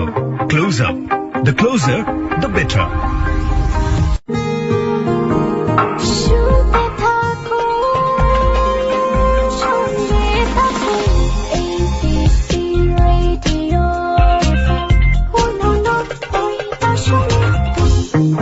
Close Up presents Hello 8920. Close Up. The closer, the better. হ্যাঁ আয়েশা, তারপর যখন আমি বুঝতে পারলেন যে আপনার দ্বিতীয় সন্তানটিও মারা গিয়েছে, হ্যাঁ, তখন মানে নার্সের কথা বিশ্বাস করব নাকি আমার ফ্যামিলির কথা বিশ্বাস করব? সবাই বলতেছে আছে ও বাসায়। তখন আমি কিভাবে বাসায় যাব, আমি সেটা চিন্তা করতেছি যেন আমি বাসায় যাব। ডাক্তাররা কেউ ছুটি দিবেন না। পরে আমি ইচ্ছা করে নাম কাটিয়ে বাসায় চলে আসি। বাসায় এসে দেখি আমার বাচ্চাটা নাই। তখন আমি বুঝতে পারছি, ওরা তখনও বলে যে হসপিটালে। পরে এরকম করে কিছুদিন যায়, পরে আমার সময়টা কাটে না কেমন। পরে কিছুদিন আমি রেস্ট থাকি 15 দিনের মতো। তো কাজ না করলে তো আর আমার চলবে না। পরে আমি একটা টেলার্স এর দোকানে কাজ নিয়ে নিই। ওই টেলার্স এর দোকানটা ছিল আবার আমারই ওর বড় বোনের হাজবেন্ডের দোকান। জি। কাজ করি, সকালে আসি 9টার সময়, আবার রাত্রে 9টা-10টা বাজে যাই। আমাদের বাসাটা এখান থেকে অনেক দূরে ছিল, তো মাঝখানে চিপা চিপা গল্লি, অন্ধকার ছিল, ছেলেরা আড্ডা দিত খুব, আবার কুকুর থাকতো অনেক। তো আমি কুকুর অনেক ভয় পাই, তো ওকে বলছি যে তুমি তো বাসায় থাকো, তো তুমি রাত্রেবেলা আমাকে এসে নিয়ে যাবা। ও তো আমাকে নিতে আসতোই না, বরঞ্চ আমি সকালে সবকিছু সাইরা টেরা কাজে চলে আসতাম। বাসায় যাইয়া দেখতাম যে সবকিছু নোংরা, বিছানাপত্র এমন অবস্থা। ও বন্ধু বান্ধব নিয়ে তাস খেলতো আর আনন্দ করতো, এক একটাই না খাইতো। পরে আমার যাইয়া ওগুলা দেখলে এত মেজাজটা খারাপ হইতো, কিন্তু কখনো আমি কিছু বলতাম না। আমি রাগ করে আমার মতো করে আবার ওগুলি সাইরা টেরা আমি শুয়ে থাকতাম। এত পরিশ্রম করে যাইতাম, তারপরও আমার ওকে সময় দিতে হইতো। ওই সময়টা ওর চাই, তখন ও কিছু বলতাম না, আমার মতো করে আমি ওর সাথে বেশি একটা কথা বলতাম না। পরে একদিন আমি কাজে চলে আসছি, আসার পরে ওর বোন জামাইয়ের ফোন দিয়া বারে বারে ফোন দিতেছি। রাত্র তখন 10:30 বেজে গেছে। ও ঘরে বৈশা বৈশা টাস খেলতেছে বন্ধু বান্ধব নিয়ে। তখন 10:30 বেজে গেছে। তো আমি বললাম, দুলা ভাই এত দেরি করলে তো হবে না, ও আসবে না, তো আমি চলে যাই। তো আমি চলে আসছি। কিছু কিছু ছেলে ছিল, আমার এত ভয় লাগছে ওই চিপা দিয়ে বেরোইতে। তারপরেও আমি গেছি। বাসার সামনে, বাসায় যাওয়ার কিছুটা দূরের পথটাতেই আর কি একসাথে 5-6টা কুকুর থাকে। তো আমার তো এখন আমি আগাইও না, আর কোনো মানুষ নাই ওইখানে। অনেকটা সময় দাঁড়ায় রইলাম, কিন্তু তারপরও কুকুরগুলি চাপতেছে না। এখন কি করব, 11টা বেজে আসতেছে। পরে সাহস করে 2-3 পা আগানোর পরেই কুকুরগুলা এমন অবস্থা করছে, আমি এমন দৌড় মারছি, দৌড় মারার চোটে আমি ড্রেনে পড়ে গেছি। ড্রেনে পড়া, ড্রেনের ময়লা পানি টানি দিয়ে আমার সব নষ্ট হয়ে গেছে। এক দৌড়ে তারপরে কুকুরগুলা আমার পেছন পেছন দৌড়ে আসতেছে। আমি এক দৌড়ে যাই একটা বাসার ভিতরে ঢুকছি। ঢোকার পরে ওই বাসা থেকে একটা লোক ডাক দিলাম, পরে ওই লোকটা কুকুরগুলা তাড়াই দিল। দেওয়ার পরে আমি আস্তে আস্তে বাসায় চলে আসলাম। আইসা দেখি কি হাসাহাসি বন্ধু বান্ধব নিয়া, আর কি ফুর্তি ভাবে ও তাস খেলতেছে। আমার এত রাগ হয়েছে, হয়তোবা আমার তখন কিছু বলার দরকার ছিল, কিন্তু আমি কিচ্ছু বলি নাই। আমার রাগ হইলে আমি একদম চুপচাপ থাকি, কোনো কথা বলি না। পরে আমি শুধু আইসা বলছি যে তুমি এরকম ভাবে বসে রয়েছো, আমি বলছি না তোমাকে আমাকে যাই একটু নিয়ে আসতে?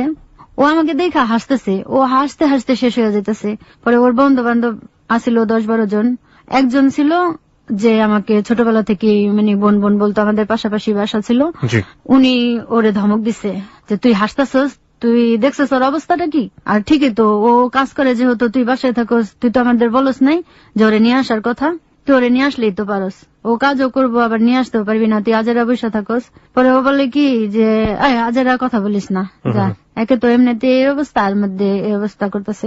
পরে একজন আর কি করলো যে থাক, এখন বলার দরকার নেই, ওদের মধ্যে ঝগড়া হইতে পারে। আর আমি কখনোই ঝগড়া করতাম না। এই ব্যাপারটা নিয়ে সবাই অনেকেই করতো যে এত কিছু সহ্য করে কখনো কিছু বলে না। এরকম করতে করতে দেখা গেল ওইখানে আমার আর থাকা হইলো না। ওইখান থেকে আমার কাজের জায়গা অনেক দূর হয়ে যায়, ও আমাকে আনতে যায় না, আমার খুব কষ্ট হয়ে যায়। পরে আমি ওইখান থেকে রুম ছেড়ে আমার এলাকায় আবার চলে আসলাম। আসার পরে 2 বছর পরে ওর বাবা ধইরা একজনের সাথে ওরে কাজে দিছে। 5-6 মাস ঠিক মতো কাজ করার পরে সিদ্ধান্ত নিলাম তাহলে একটা বাচ্চা নেই, কারণ আমার একা একা একদম ভালো লাগতেছে না, আমার সময় কাটে না, আর বাচ্চার জন্যই আমার খুব মন খারাপ হয়। পরে বাচ্চাটা যখন 3 মাসের পেটে, তখন ও অ্যাক্সিডেন্ট করলো ট্রাকে, ওই লোকের সাথে অ্যাক্সিডেন্ট করে ওর অবস্থা খুব খারাপ। তারপরে ওর ভাই নিয়ে আসলো, নিয়ে আসার পরে মোটামুটি আর কি খারাপ ছিল। তারপরে আমি চিকিৎসা করার পরে ভালো হইলো। হওয়ার পরে এখনো ওই একই অবস্থা। ও বন্ধু বান্ধব নিয়ে প্রতিদিন আমি ওকে খুব কাপড় চোপড় কিনে দিতাম। আমার নিজের জন্য তেমন একটা কিছু কিনতাম না, কারণ আমার নিজের কাপড় চোপড় গুলো আমার ছোট ভাই দিত। ওর জন্য কাপড় চোপড় কেনাকাটা হইতো, ওগুলা পয়রা পয়রা শুধু বন্ধু বান্ধব নিয়ে ঘুরতো। তো একদিন আমি বলছি ও যাইতে পারবো না, ও আজকে কাজে যায়নি। আমি খাওয়ায়া টাওয়ায়া নাস্তা খাওয়াইতাম। নাস্তা খাওয়ানোর পরে ওর পকেট খরচের জন্য 20 টাকা দিয়ে দিতাম, যে যাতায়াত খরচ, ও কাজে চলে যাবো। ও যায়া আরেক বন্ধুর বাসায় বসে বসে টিভি দেখতো ওই বন্ধু বান্ধবের সাথে। পরে আমার পাশের রুমে আমি যে বাসাতে থাকতাম, ওরা সবাই খুব ভালো ছিল। ওরা বলে কি যে আয়শা, তুমি এরকম হলে চলবে না, তুমি চলতে পারবে না, তুমি একটু চোখ কান খোলো, এত বোকা মানুষ এখন নাই, তুমি যাইয়া দেখে আসো, আজকে তো ওরে সকাল থেকে দেখতেছি না, ও কই? আমি বলি কি যে আমি ওরে খাওয়ায় টাওয়া টাকা দিয়া পাঠাই দিছি, ও কাজে গেছে আজকে। বলে তুমি একবার যাইয়া ঘুরে দেখে আসো, তুমি ঘরে বসে বসে কাজ করতেছো, তুমি একবার যাইয়া দেখতে পারো না ও কাজে গেছে নাকি কোনো জায়গায় বসে আছে। পরে আমি ভাবলাম ঠিকই তো দেখি। যাইয়া দেখি অন্য বন্ধুর বাসায় টিভি দেখতেছে। পরে আমি বললাম যে আমি কি এখানে পাঠাইছিলাম না কাজে পাঠাইছিলাম?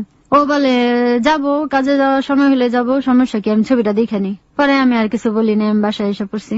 ও খাবারের সময় হয়েছে, বাসায় এসে খাবে এখন। তারপরের দিন সকালে আবার বলছি যে আজকে আমি সাথে করে একদম শ্যামপুর পর্যন্ত যাব, তোমাকে শ্যামপুর পৌঁছাই দিয়া তারপর আমি বাসায় আসবো, তারপর তুমি কাজে যাবা।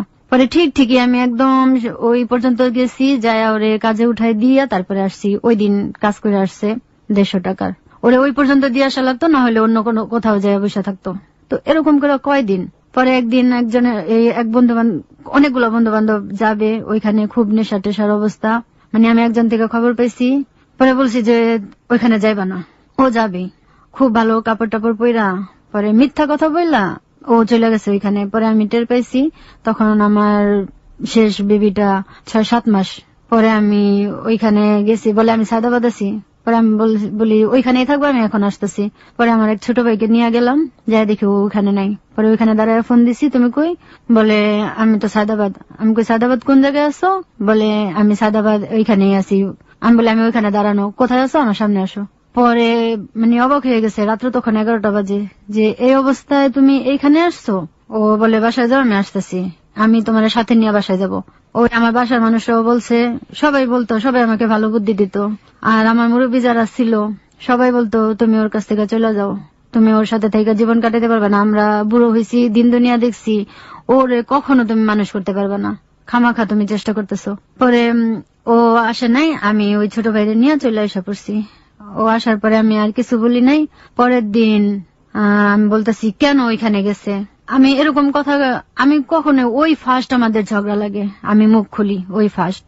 আমি মুখ খোলার কারণে ওই দিন আমি এত মার খাইছি, আমার বেবিটা পেটে থাকার অবস্থাতেই অনেক মার খাইছি। আর ওই দিন আমার এত রাগ হয়েছে, এত মার খাওয়ার পরে অন্যায়ও করছে, তারপরে আমি বলছি বলে আমি এত মার খাইছি। পরে আমি গলায় ফাঁস দিতে গেছিলাম যে আমি সারা জীবন খালি ভুলই করতেছি, এখন আবার কি করলাম, তাহলে আমি আর এখন বেঁচে থাকবো না, আমার আর ভালো লাগে না, এত প্রতিদিনের এত যন্ত্রণা আমার ভালো লাগে না। এদিকে রুম ভাড়ার জন্য বাড়ি এলি চিলাচিলি করে, সব সাইড কি আমি দেখবো, তাহলে আমি গলায় ফাঁস দেবো। পরে আমি একেবারে সবকিছু ব্যান্ডা টেন্ডা নিছি। পরে দরজা ভাঙা যায়, পাশের রুমে যারা ছিল, পাশে ঘরের মাঝখান দিয়ে একটা দরজা ছিল, ওইটা কিভাবে করে যেন ওনারা আমাকে নামাইছে। তারপরেও মানে ও ঠিক মতো কাজকর্ম করে না, এত কিছুর পরেও। তখন যখন আমার এই বেবিটা হবে, আমার তখনও তো সিজার হবে, তো আম্মাকে খবর দিলাম, আমার হাতে 1 টাকাও নাই। 3 নম্বর বেবি? হ্যাঁ, 3 নম্বর বেবিটা।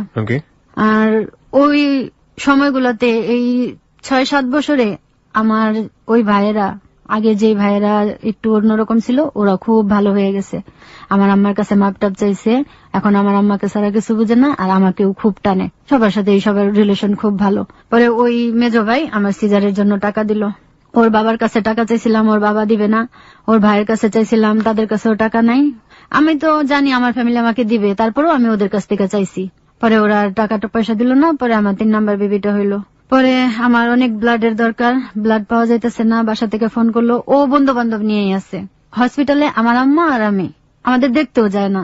একবেলা যে ভাতের ব্যবস্থা করে নিবে সেটাও যায় না, ওইটারও কোনো ব্যবস্থা করে না, যায় জিজ্ঞেসও করে না তুমি খাইছো বা আম্মা আপনি খাইছেন।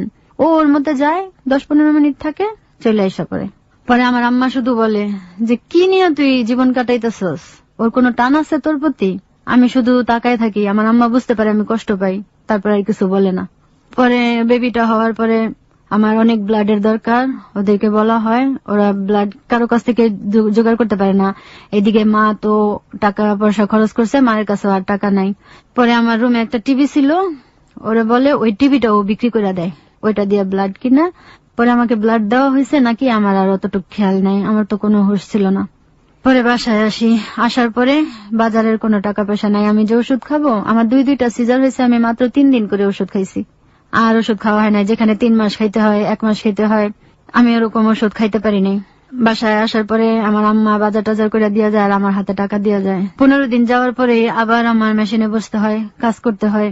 ও এর মাঝখানে টুকিটাকি কাজ করতো, মাঝে মাঝে কাজ করতো। ও যদি 15 দিন কাজ করতো, 1-1.5 মাসই বসে থাকতো। এরকম করতে করতে সময় চলে। পরে ওই যে বাসাটাতে ছিলাম, ওই বাসাতে 5 মাসের রুম ভাড়া বাইজা যায়, এখন বাড়িওয়ালি আর রাখবে না, ওরই এক বন্ধুর বাসাতে ছিলাম। এখন 1 তারিখের আগের দিন বাড়িওয়ালি রুমে তালা দিয়ে দিবে, এখন রুম ভাড়াও হয় না। এখন আমি তো আমার মাথা খারাপ, ওরে বলতেছি, ও বলে আমি কি করবো, আমি কিছু জানি না, তুমি কিভাবে ব্যবস্থা করবে তুমি জানো, আমি কিছু জানি না। এখন বলে আমি এতগুলি টাকা, 7,000 টাকা আমি কোথা থেকে গুছাবো, বলে আমি জানি না, আমি যে কোনো জায়গায় পলায়ে চলে যাব, কিছু হইলে এই বলতো কি আমি পলায়ে চলে যাব, আমার উপরে প্রেশার দিলে আমি পলায়ে চলে যাব। এখন সব যন্ত্রণা আমার মাথায় সব নিতে হইতো, আর আমি কারো কথা শুনতে পারতাম না, আমার ভালো লাগতো না কারো কথা শুনতে। পরে আমার শাশুড়িকে বললাম, আমার শাশুড়ি বলে কি, তখন আমার শ্বশুর তার গ্রামের বাড়ি বিক্রি করার প্রায় 70,000 টাকার মতো পাইছে, আমরা শুনছি, আমাদেরকে জানাই নাই, আমরা তৃতীয় মুখ থেকে শুনছি। তো আমার শাশুড়ি এসে বলে কি, তোর বাবার কাছে তো টাকা আছে, তোর বাবাকে বল যে তোর মেশিনটা বন্ধক রাখা 5,000 টাকা দিতে, দেয় কিনা, তাহলে ঘর ভাড়া টাড়া দিয়া যা। পরে আমি বলি যে বললে দিবে, কয় বইলা দেখ, আমি বললে তো রাগ করবে, তুই বইলা দেখ। পরে আমি গেলাম যে বাবা আমাকে 5,000 টাকা দেন, আমার মেশিনটা বন্ধক রেখে আমি 2 মাস পরে ছাড়াই নেব। উনি বলল কি, বুঝছি আমার কাছে টাকা আছে, সবাই ঘেরান পাইছে, সবার মাথা নষ্ট, কিভাবে আমার টাকাটা নিবে বইলা উনি রুম থেকে বের হয়ে চলে গেল। উনি আমাকে হ্যাঁ না কিচ্ছু বললো না। 1 ঘন্টা পরে উনি বাসায় আসছে, একটা কালার টিভি কিনে নিয়ে আসছে 9,500 টাকা দিয়া। আমি ওই রুমেই বসা, আমি উনার অপেক্ষায়, উনি আইসা আমাকে টাকা দিবে বা কিছু তো বলে নাই, কিছু একটা তো বলবে। দেখি টিভি কিনে নিয়ে আসছে, আইসা বলতেছে টাকা তো সবাই, আমার টাকা দেখে তো সবার মাথা নষ্ট, টাকা শেষ করে দিলাম, যা এই যে শখের জিনিস কিনে নিয়ে আসলাম। আমার দেখা এত খারাপ লাগতেছে, পরে আমি আর কিচ্ছু বলি না, আমি উঠে আইসা পড়ছি। তখন আমার ছেলেটা 5 মাসের 6 মাসের। এখন বাসায় আসছি, পরেও তো বাড়ি এলি অনেক কথা বলতেছে, সকালে চলে যাবি, ভাড়া দেস না কেন, তুই কি পলাইয়া চলে যাবি নাকি, তোর রুমে কি আছে, কিছুই তো নাই, তোরে দিয়া তো নাই, তোর হাজবেন্ড কই, মানে অনেক কথা। আমি চুপ করে আছি, কিচ্ছু বলি না। পরে বাড়িওয়ালি চলে গেছে, পরে আমি কান্না করতেছি, অনেক কান্না করতেছি। পরে আমার ওই ওর যে বন্ধুর কথা বললাম, ওর বন্ধুর ছোট ভাই, আমার সমবয়সী, ও আমরা ছোটবেলা থেকে একসাথে মানুষ হয়েছি, ও আমাকে মানে অনেক অন্যরকমই করতো, শ্রদ্ধা করতো। ও আসছে, আসার পরে দেখে আমি কান্না করতেছি। পরে ও বলে কি যে ভাবি আপনি কান্না করতেছেন, কি হয়েছে? পরে বলি কি যে এর মধ্যে আমার হাজবেন্ড আমাকে ফালাইয়া চলে গেছে, সেই দুপুরে বেরোছে, ওর আর কোনো খবর নাই। পরে বলতেছি তোর ভাইও চলে গেছে, দেখ বাড়ি এলে আমাকে এরকম এরকম বলতেছে, আমার ঘরে নাকি তালা মেরে দেবে, আমার বের করে দিয়া। ও বলে টাকার জন্য আপনি কান্না করতেছেন, আপনি কি আমাকে বলছেন একবারও আপনার কত টাকা লাগবে বলেন, ঘর ভাড়া কয় টাকা? আমি বলি 7,000 টাকা। পরে ও বের হয়ে চলে আসলো। ও আধা ঘন্টা পরে যাই আমারে দিতেছে টাকা, এই নেন টাকা, তাড়াতাড়ি যায় বাড়ির মুখে নিয়ে টাকা দিয়ে আসেন, টাকার জন্য আপনার এত কিছু বলতেছে, যান টাকা দিয়ে আসেন। দিয়ে আসার পরে ও বলে ভাই কই? আমি বলি তোর ভাই তো চলে গেছে, আমার এই অবস্থার মধ্যে ফালায়া আমার এই টাকা গুছাইতে বলছে। ও বলে হ্যাঁ কি মানুষ না অন্য কিছু? পরে আমি আর কিছুই বলি নাই। পরে টাকা টুকা দিয়া ও রাত্রের 11টা বাজে আসছে বাসায়। আয়শা বলতেছে সুমনের আম্মু কিছু বলছিল, বাড়ি এলি, ছেলের নাম সুমন, উনি বলতেছে সুমনের আম্মু কিছু বলছিল। আমি বলি কি বলবে? টাকা দিছো? রুমে তালা মেরা দেওয়ার কথা ছিল, আমি ওরে ফোন করে জানাইছি রুমে তালা মেরা দিতে চাইতেছে। ও বলতেছে আমি কি করবো, আমি কিছু জানি না, আমার এগুলো বলবে না। পরে বলে কি বলছে? টাকা দিয়ে দিছি। কোত্থেকে দিলাম? দিছি। পরে কয় যাক দিছো তো, কোত্থেকে দিছো আমার জানার দরকার নেই, দেওয়া তো হয়েছে। পরে আমি আর কিছু বলি নাই। পরে সকালে রুম ছেড়ে দিয়ে চলে গেলাম। চলে যাওয়ার পরে আমি কাজ টাজ করতেছি মেশিনে। ও তখন 1500 টাকা বেতনে একটা কাজে লাগলো। তখন আমি অন্যজনকে ডাইকা বললাম, যে কাজে লাগাই দিছে ওকে বললাম যে ও, তখন আমি কিস্তি উঠাইছিলাম, কিস্তি উঠাইছি মাসে 1300 টাকা কিস্তি, 1500 টাকা রুম ভাড়া নিলাম। তো আমি বললাম যে ভাইয়া ওরা যে এই কাজে লাগাই দিলেন, ও তো ভালো কাজ জানে, ও গাড়ি চালাইতে জানে, হ্যাঁ, তো কাজ করলে কিন্তু খুব ভালো কাজ করতে পারে, ও করে না, ও গাড়িতে কখনোই যাবে না, ওর ইচ্ছা নেই, মানে কি বলে না বলে। তখন আমি বললাম ওরে যে 1500 টাকা বেতনে কাজে লাগাই দিলেন, আমার কিস্তি আছে মাসে 1200 টাকা, রুম ভাড়া 1500 টাকা, তো আমার খাওয়ার খরচ কই, আমার ছেলেটার খরচ কই? এখন বলে ওই ভাইয়া বলে বোন একবারে আজিরা ঘোরার চাইতে ওরে একটুখানি কাজে দেওয়াটা কি ভালো না? তোর 1500 টাকা আসলেও তো, আমি তো জানি তুই চালায় নেস, কিন্তু 1500 টাকা আসলেও তো তোর অনেক আসান হয়। এখন কিছু বলার আছে? কিছু বলার নেই, আমি কিছুই বলি নাই। পরে এই অবস্থার উপরে চলতে লাগলো। এত কিছু সহ্য করে মাইনা নেওয়ার পরেও তখনও আমার মনে মনে ইচ্ছা ছিল যে আমার এই ছেলেটা বড় হোক, আমার এই ছেলেটাকে ফালাইয়া ভাইয়া আমি বাথরুমেও যাই না, আমার এই ছেলেটাকে নিয়ে যদি কখনো কারো কাছে না দিতে পারি আমি বাথরুমেই ওরে নিয়ে যাই, বা বাথরুমের সাইডে দাঁড়া করে রেখে আমি বাথরুমে যাই। আমার এই ছেলেটাকে আমার জীবন থেকে একটু সময়ের জন্য আলাদা করি নাই। পরে ওই আম্মা বাসা থেকে ফোন দিছে, পরে ও এত কিছু করতেছে, আমি কখনো কিছু বলতেছি না যে থাক। আম্মা বাসা থেকে ফোন দিছে যে তোর ভাইয়া আসছে, একদিনের জন্য আইসা যা, আমার ভাইয়া আমাকে দেখতে চাইতেছে। পরে গেলাম, এখন বলতেছি যে আমি বাড়িতে যাব। ও বলে যাও। সব সময় বাড়িতে যাওয়ার সময় একটা বাধা থাকতো, কিন্তু ওইবার কোনো বাধা নাই। আচ্ছা। পরে বলতেছে যাও। আমি একলা একটা সাইডে রুম নিছিলাম, একটা সাইডে একটা ভাড়াটি আর আমি, একটা খালি রুম ছিল আমার রুমের সাথে। পরে বলে যাও। আমি বলি আচ্ছা, তো কখন আসবা? আমি বলি বিকেলে এসে পড়বো। আমি সবসময় সকালে যেতাম, বিকেলে চলে আসতাম। পরে আমি গেলাম বাড়িতে, তো ওই দিন আর ভাইয়া ওরা আমার কেউ ছাড়তেছে না বলে আজকে রাত আমাদের সাথে থাইকা যা। পরে থাইকা যা বলতেছে, আমি থাকলাম। ও আমাকে 7টার সময় ফোন দিছে, বলে তুমি কই? আমি বলি কি আমি তো এখনো আমি বাসায়, আমি আসতে পারবো না আজকে। বলে আসবা না তো? না আসবো না, ভাইয়া বলতেছে আজকে রাতটা থাকতে, আমি কালকে সকালে চলে আসবো। বলে আচ্ছা আচ্ছা থাকো, সমস্যা কি? এমনিতে যদি কখনো রাত থাকতাম মানে কেমন শুরু হয়ে যেত। আচ্ছা। তো ওই দিন বলতেছে কি থাকো, সমস্যা কি? ভাই আসছে থাকতে বলতেছে থাকো, সমস্যা নাই, সকালে চলে এসো। এখন আমার না কেমন যেন লাগতেছে। হ্যাঁ, আমি কিছুই বলি না, বলি এত ভালো কিভাবে, কখনো তো এরকম করে না। হ্যাঁ, তো আমি ওকেই বলে ফেলছি এত ভালোভাবে বলতাছো, আর এমনি দেখি গালাগালি শুরু হয়ে যায়। পরে সব সময় কি আর একরকম যায় নাকি? কি হয়েছে? তোমার ভাই আসছে দূরের থেকে, তোমাকে দেখবে, একদিন থাকো ওনাদের সাথে, কি হয়েছে? পরে আমি আর কিছু বললাম না। ওই রাত্রটা সারা রাত্র আমার ঘুম হয় নাই, যে কি হইল, কি অবস্থা, কি চলতেছে। পরে আমি সকালে আসি, আসার পরে আইসাই মানে রুমে ঢোকার সাথে সাথে আমার বাচ্চাটা এত চিৎকার শুরু করছে। এখন আমি বলি কি ব্যাপার, রুমে ঢুকতেই এত চিৎকার। পরে ওরে থামাইলাম, থামাইয়া ওরে খাওয়াটা ভাইয়া খাবার টাবার অনেক কিছু দিয়ে দিছে, আমার আম্মাও অনেক খাবার দিয়ে দিছে, ওর দুধ কিনা দিছে 2 মাসের। আমার বাসা থেকে আমার বাচ্চার সমস্ত খরচ চলতো। পরে ওরে থামাইলাম, থামাইয়া বইসা আমি বলি কি দেখি কি বালতিটা যেটা আমরা গোসল করি ওইটার সামনে, আর শীতের দিন ছিল, পানি গরম করা। এখন আমি বলি কি ব্যাপার? আয়সা দেখি ওর যে লুঙ্গিটা ছিল ওইটাও শুকা দেওয়া। ও তো আমি 8টা বাজে চলে আসছি বাড়িতে। এখন আমার কেমন যেন লাগতেছে, ও তো কখনো এরকম সকালে গোসল করে না, কেন এই অবস্থা, কেন রুমের অবস্থা পরিবর্তন। পরে আমি আমার খালি রুমটার মধ্যে যাই, খালি রুমটার মধ্যে যায়া মানে আমার মাথাটা এমন একটা ঘুরান মারছে, আমি জীবনে মনে হয় কখনো এই ব্যাপারটা আশা করি নাই, কখনো না। ওকে প্রিয় শ্রোতা, আমরা জায়গাটায় ছোট্ট একটা বিরতি নিতে চাই। কি দেখেছিল সে এবং কি হলো তারপরে আমরা সেটা জানবো ঠিক রাত 1টার টাইম চেক হবার সঙ্গে সঙ্গে। আপনারা সবাই শুনছেন ক্লোজ আপ প্রেজেন্স হ্যালো 8920। আমি আরজি কিবরিয়া রয়েছে আপনার সঙ্গে এবং আপনারা শুনছেন এবিসি রেডিও। আজকের এই গল্পের যিনি চরিত্র আয়েশা, তাকে যদি আপনারা দেখতে চান চলে আসতে পারেন আমাদের ফেসবুক পেজে। আমাদের ফেসবুকের ঠিকানা www.facebook.com/hello8920। আমি আবারও বলছি www.facebook.com/hello8920। ওখানে গিয়ে লাইক দেওয়ার সঙ্গে সঙ্গে আপনি হ্যালো 8920 মেম্বার হয়ে যাবেন। ফিরে আসছি ঠিক রাত 1টায়। Close Up presents Hello 8920. Close Up. The closer, the better.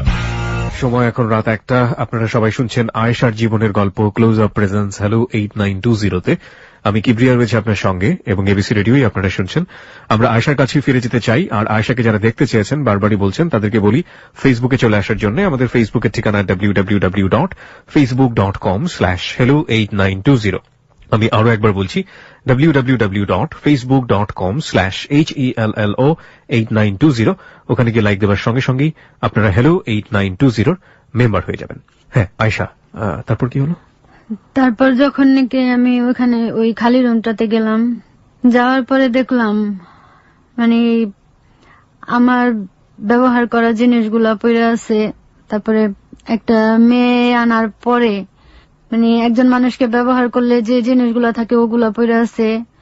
মানে কি যে একটা পরিস্থিতি। আমি ওই মেয়েটাকে হাতে নাতে পেয়েছিলেন ওখানে? না, জিনিসগুলা পেয়েছি। আচ্ছা, এমনি সব মানে যা যা হয় আর কি প্রমাণগুলি সবগুলি পেয়েছি।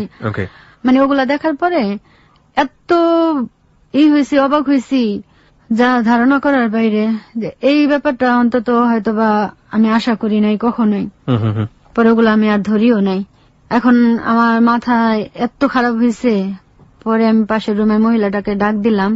ডাক দেওয়ার পরে বললাম যে আপা একটা কথা বলি, কিছু মনে করেন না আপনারা। ওদের আবার হোটেল চালাইতো, ওরা রাত্রে 1টা-1:30 পর্যন্ত কাজ করতো। পরে ওরে বললাম যে আচ্ছা আমাদের রুমে কি কেউ আসছিল বলতে পারেন? ও মানে আমাকে আকার ইঙ্গিতে বুঝাই দিচ্ছে। ও বলতেছে আমি তো দেখি নাই, আপনার হাজবেন্ডকে কালকে যেন কেমন কেমন দেখলাম, তো 6-7 জন লোক নিয়ে আসছে, একবার আসে একবার যায়, বারে বারে যাতায়াত করে এখানটা। আমার হাজবেন্ড বলতেছে কি ব্যাপার, আজকে কি হয়েছে? মানে যতক্ষণ পর্যন্ত আমাদের দরজা না আটকাইছি ওরা যাতায়াতের উপরেই ছিল। তো রাত্রে 1:30টার দিক দিয়ে আমাদের দরজা আটকাই দিছি। তো আমরা সজাগ ছিলাম, কিন্তু বুঝতে পারছি যে 1:30টার পরে আপনাদের ঘরে কেউ আসছে। আচ্ছা, পরে মানে আমি ওনাকে বুঝানোর চেষ্টা করছি, উনিও বুঝছে, উনিও আমাকে আকারে বুঝাই দিছে। মানে স্পষ্ট ভাবে আমি ওনাকে বলি নাই, উনিও আমাকে স্পষ্ট ভাবে বলে নাই, দুইজনকে বুঝাই দিচ্ছে আর কি। পরে ওকে আমি জিজ্ঞেস করলাম সরাসরি যে কাকে আনছিলা? ও হাসে, কাকে আনবো, কাউকে না। পরে বললাম তাহলে তুমি তো কখনো এরকম সকালে সকালে আজকে গোসল করছো কেন? বলে কে বলছে মানে এই যে এগুলা কি? হ্যাঁ গোসল করছে, মন চাইছে, গোসল কি বললা করতে হইব নাকি? মানে এরকম উল্টা পাল্টা কথা। পরে আমি বললাম যে মানুষটা একটা মানুষের প্রতিদিন এরকম অবস্থা করে, ওই মানুষটার কি এরকম করার দরকার আছে নাকি? আমি তো মনে করি না, আমি তো কখনো কিছু বলি না। মানে অনেক কথা কাটাকাটি হয়, ও একদম অস্বীকার করার পরে তখন থেকে মানে ও একদম আমার মন থেকে উঠে গেছে। এমনিতে তো আমি কখনো ওকে মনে বসাইতে পারি নাই, আর যতই মাইনা নেওয়ার চেষ্টা করছি ও এরকম কোন পরিস্থিতি করেই নাই যে আমি ওকে মাইনা নেবো বা মনের মধ্যে বসাবো। আর ওই দিনকার পরে থেকে আমি বলছি যে সত্যি করে বলো কি হয়েছে। তখন ও বলে করলে করছি, কারো কাছে কৈফিয়ত দিব নাকি। পরে আমি আর কিচ্ছু বলি নাই। ওর সাথে প্রায় 15-20 দিন পর্যন্ত আমি কোনো সম্পর্ক করি নাই, করতে দেই নাই। খুব অবস্থা খারাপ গেছে, রাত্রে খুব মার খেয়েছি, কিন্তু তারপর ওরা আর আমার ভক্তিতেই বসে নাই। একে তো আমার সাথে এরকম করতো, আমার সাথে এরকম করছে বিদায় আজকে ওর সংসারে আমি, তারপরে আমার আজকে এই অবস্থা দেখতে হয়েছে। আমি আর আমার মধ্যে নাই। মানে এরপর থেকে আমি একবারে টোটালি ওর কাছ থেকে আলাদা হয়ে গেছি। হইলে ও উপরে শুইতো, নাহলে আমি উপরে শুইতাম, ও নিচে শুইতো। মানে আমার কাছে আর আমি ওরে আসতে দিই নাই। ওরকম তেমন কোনো সম্পর্ক ছিল না। যা হইতো সবকিছু জোরের উপরে, মন থেকে কখনো কিছু হইতো না। এমনিতে তো হইতো না, কিন্তু তারপরে ওই দিনের পর থেকে একদমই হয়ে গেছে। পরে ওইখান থেকে বাসা ছেড়ে দেওয়া হয়। ওই যেখানে কাজে লাগলো ওইখানে আস্তে আস্তে বেতন বাড়লো, মোট 3000 টাকার মতো হইলো। পরে একটা ভাগনা ছিল, ওই ভাগনাটা বলল যে মামা আমি একটা ওই যেখানে কাজ করতো ওইখানে জেনারেটরের কাজ করতো, তো জেনারেটরটা খুব ভালোভাবে বুঝে নিল। এখন ওই ভাগনাটা জেনারেটর দিতে চাই, বলে মামা আমি জেনারেটর কিনা দিতে চাই, তো আপনি আয়সা পড়বেন। পরে বলে তো আমাকে বেতন বেশি দিবি? বলে আচ্ছা ঠিক আছে। পরে ওই ভাগনা জেনারেটর কিনলো, ওখানে আয়সা পড়লো, তো 6000 টাকা বেতন দেওয়া শুরু করলো। তো তখন 6000 টাকা বেতন পাওয়ার পরে আমি এক এক বেসে কাজ শিখাইতাম। আমার এক এক বেসে 3-4 করে মেয়েরা থাকতো, তো 1 ঘন্টা করে শিখাইতাম, 2-3টা বেস হইতো, 2000 টাকা করে আমাকে দিত। তো এই টাকাগুলি আমি কখনোই কাজে লাগাইতে পারিনি, আমার সংসারের মধ্যে লাগাইতে হয়েছে। তো যখন ওই কাজটা পাইলো তখন আমার টাকাটা তো আমারই সম্পূর্ণ থাকতেছে। পরে ওই টাকাটা আমি হাতে গুছায় আমি মোটামুটি, এতদিন আমার ঘরে কিছু ছিল না, শুধু একটা খাট ছিল, ওই আমার আম্মা যা যা দিছিল তাই। একটা খাট ছিল, একটা শোকেস ছিল, এই একটা মিস্টেপ আমি আমার কাজের টাকা দিয়ে কিনছিলাম, এই ছিল। তারপর আমার শখ ছিল আমার ঘরে সবকিছু হবে, পরে এর মাঝখানে যখনই আমি কথা বলছি তখনই আমি মার খাইছি। তো তখন আমি ফলো করলাম যে আমি কিছু না বললে আমি মার খাই না। তো তখন বুঝতে পারলাম ওর মারার অভ্যাস আছে, ও কথা বললে আমি মার খাই, তো আমার চুপ থাকাটাই বেটার। ওকে। পরে আমার টাকা দিয়েই আমি একটা আলমারি বানাইলাম, একটা সুকেস বানালাম, মানে ঘরের টুকিটাকি জিনিসপত্র কিনলাম। তো তখন ওরে বলতেছি যে তো আমার একটা শখ ফ্রিজ কেনার, তো আমি তো সবকিছু করছি, তো আমাকে একটা ফ্রিজ কিনা দাও। পরে ও বলে কি একসাথে তো আর এরকম করা যাবে না, আবার ওই দোকানটাতে শুধু জেনারেটরের কাজ, তো বলে কি সারাদিন তো বসে থাকি, সাইকেল ভাড়া দিই, তো দাও, এখন আমার টাকা দিতে হইব। এখন আমি বললাম যে আমি টাকা দিতে পারবো না, তুমি টাকা গুছাও যেখান থেকে পারো, টাকা গুছাইয়া তারপরে সাইকেল কিনে ভাড়া দাও। এর মাঝখানে আবার আমাদের বাড়ি বিক্রি হইলো, বোনেদের অংশ ছিল, তখন আবার ভাই ওই 2 ভাই মিলছিল, ওই 2 ভাইও লেগে গেছে, তখন ওরা বাড়ি বিক্রি করবে, আমার অংশ ছিল, তখন আমি বিক্রি করে আসলাম। ওইখান থেকে আমি 1 লাখ টাকার মতো পাইছিলাম। পরে যখন জেনারেটরের ওইখানে কাজে গেল, ওইখান থেকে টাকা টুকা নিয়ে মানে ব্যবসা করবে, ওই টাকাটাও মোটামুটি ও নিয়ে নষ্ট করে ফেললো। মানে আমার ওর পিছে আমার কাজের টাকা তো শেষ হয়েছে, আমার ক্যাশ টাকাগুলো শেষ হয়ে গেছে। তারপরে কিস্তি উঠাইয়া একটা ফ্রিজ কিনা দিল। এখন মোটামুটি ভাবে 2 বছর খুব ভালো চললাম। এর মাঝখানে ওরা আমার মধ্যে রোমান্টিকতা যে একটা ব্যাপার থাকে, স্বামী স্ত্রীর যে একটা ব্যাপার থাকে, বা সাংসারিক একটা সুখ দুঃখ থাকে, কোনো কিছুই না। আমি আমার মতো থাকি, ও ওর মতো থাকে। ও মাঝে মাঝে বলতো আমাকে, আমি আচ্ছা সত্যি করে বলো তো, তুমি কি আমাকে পছন্দ করো না, আমাকে কি তোমার ভালো লাগে না? আমি কিছু বলতাম না। মাঝে মাঝে বুঝতে পারতো, আমি কিছুই বলতাম না, বলতাম যে বেশি কথা বলবা না, আমার ভালো লাগে না, বেশি কথা আমার ভালো লাগে না। খুব চুপচাপ থাকতাম আর একা একা থাকতাম, ওর সাথে বেশি একটা কথা বলতাম না। ওর সাথে আমার মন থেকে কখনোই মিল হয় না, আমি কথা বলবো কি, আমার প্রয়োজন ছাড়া আমি ওর সাথে তেমন একটা কথা বলতাম না। পরে 2 বছর 2.5 বছর মোটামুটি ভালোই চললাম। তারপরে ও প্রতিদিনই জেনারেটরের ওই ছেলেটার সাথে ওর সাথে লেগে যায়। ওই ছেলেটা আমাকে ফোন দেয়, মামি আমি মামাকে মানা করে দিব, বাবা তুমি যদি মানা করে দাও দেখো আমার কি অবস্থা হবে। মানে ওরে মোটামুটি আমি বুঝাই রাখতাম। ও বলতো মামি আপনার মুখের দিকে চায় শুধু আমি মামারে কিছু বলি না, নাহলে মামার যেই কুইরামি করে আর যে অবস্থা করে মামাই মনে হয় মালিক, আমি কিছুই না। ওই ছেলেটার সাথে খুব খারাপ ব্যবহার করতো। আচ্ছা। পরে লাস্টে ছেলেটা ওরেও কিছু বলতে পারে না আমার মুখের দিকে তাকায়া, আর ব্যবসাও রাখতে পারে না। পরে ও জেনারেটর বিক্রি করে দেয়, বলে মামি আমার পক্ষে আর সম্ভব না, জেনারেটর লস হইতেছে, মামাও ঠিক মতো কোনো কিছু দেখে না, আড্ডা নিয়ে সারাক্ষণ ব্যস্ত থাকে। ওই দোকান দিয়ে যেন সাইকেলের ব্যবসা দিয়া আরো আড্ডা বড় হয়ে গেল। পরে আস্তে আস্তে দেখি সবারই আমার সংসারের প্রতি চোখ পড়লো, যে আমি ভালোভাবে আছি, আমি কাজ করতেছি, ও কাজ করতেছে, আমার দিকটাই সবাই বেশিরভাগ দেখতেছে। পরে ওর বন্ধু বান্ধবের মধ্যে মোটামুটি সবাই আমাকে অনেকই করে যে আমি নিজে কাজ করি, নিজে চলি। তারপরে আমার বিয়ের আগে থেকে আমি নামাজ পড়তাম, 5 ওয়াক্ত নামাজ পড়তাম। আমার বিয়ের পর আমি সব সময় নামাজ পড়ি, আমি চলি অন্যরকম, আমাকে সবাই খুব সম্মান করে। তারপরে যখন নাকি ও জেনারেটর বিক্রি করে দিল, তখন শুরু হইলো করুণ অবস্থা। সাইকেল আর তেমন একটা চলে না। আগে তো দেখা গেছে ওই জেনারেটর থেকে যে 6,000 টাকা পাইতো ওইটা দিয়ে ঘর ভাড়া চলে যেত, আর মাসের বাজারটা হয়ে যেত। আর জেনারেটরের যে টাকাটা থাকতো ওইটা দিয়ে কিস্তি টিস্তি হইতো, আর এমনি টুকিটাকি খরচ হইতো। ও যে এত এই সাইকেল ভাড়া দিচ্ছে 6,000 টাকা করে, এমনি বেতন পাইছে, কখনো আমাদের পিছে 2 টাকা ভাঙে নাই। আর 12টা বছর ওর সাথে কাটাইছি। 12টা বছরের শুধু প্রথম যে ঈদটা কাটছে ওই ঈদে আমাকে একটা কাপড় কিনে দিছে, তাও ওর মাকে একটা দিছে, আমাকে একটা দিছে। ওর মার কাপড়টা যেরকম ঠিক ওরকম আমার কাপড়টাও। ওকে। ওর মা মনে কষ্ট পাবে আমাকে অন্যরকম দিলে, এর জন্য 2 জনকে ঠিক একই রকম কাপড় দিছে। তো এই ব্যাপারটা আমার ভালো লাগে নাই। শাশুড়ি বউ একরকম কাপড় পরবো, আমি পরি নাই ওই কাপড়টা, পরের দিন পরছি। উনি যেদিন পরছে তারপরের দিন আমি পরছি। পরে আর একটা ঈদে আমাকে একটা 3 পিস কিনে দিছে। এই 2টা ঈদে আমাকে কাপড় চোপড় দিছে। এর মধ্যে ও আর কখনো আমাকে কোনো কাপড় চোপড় দেয় নাই, কোনো কিছু দেয় নাই।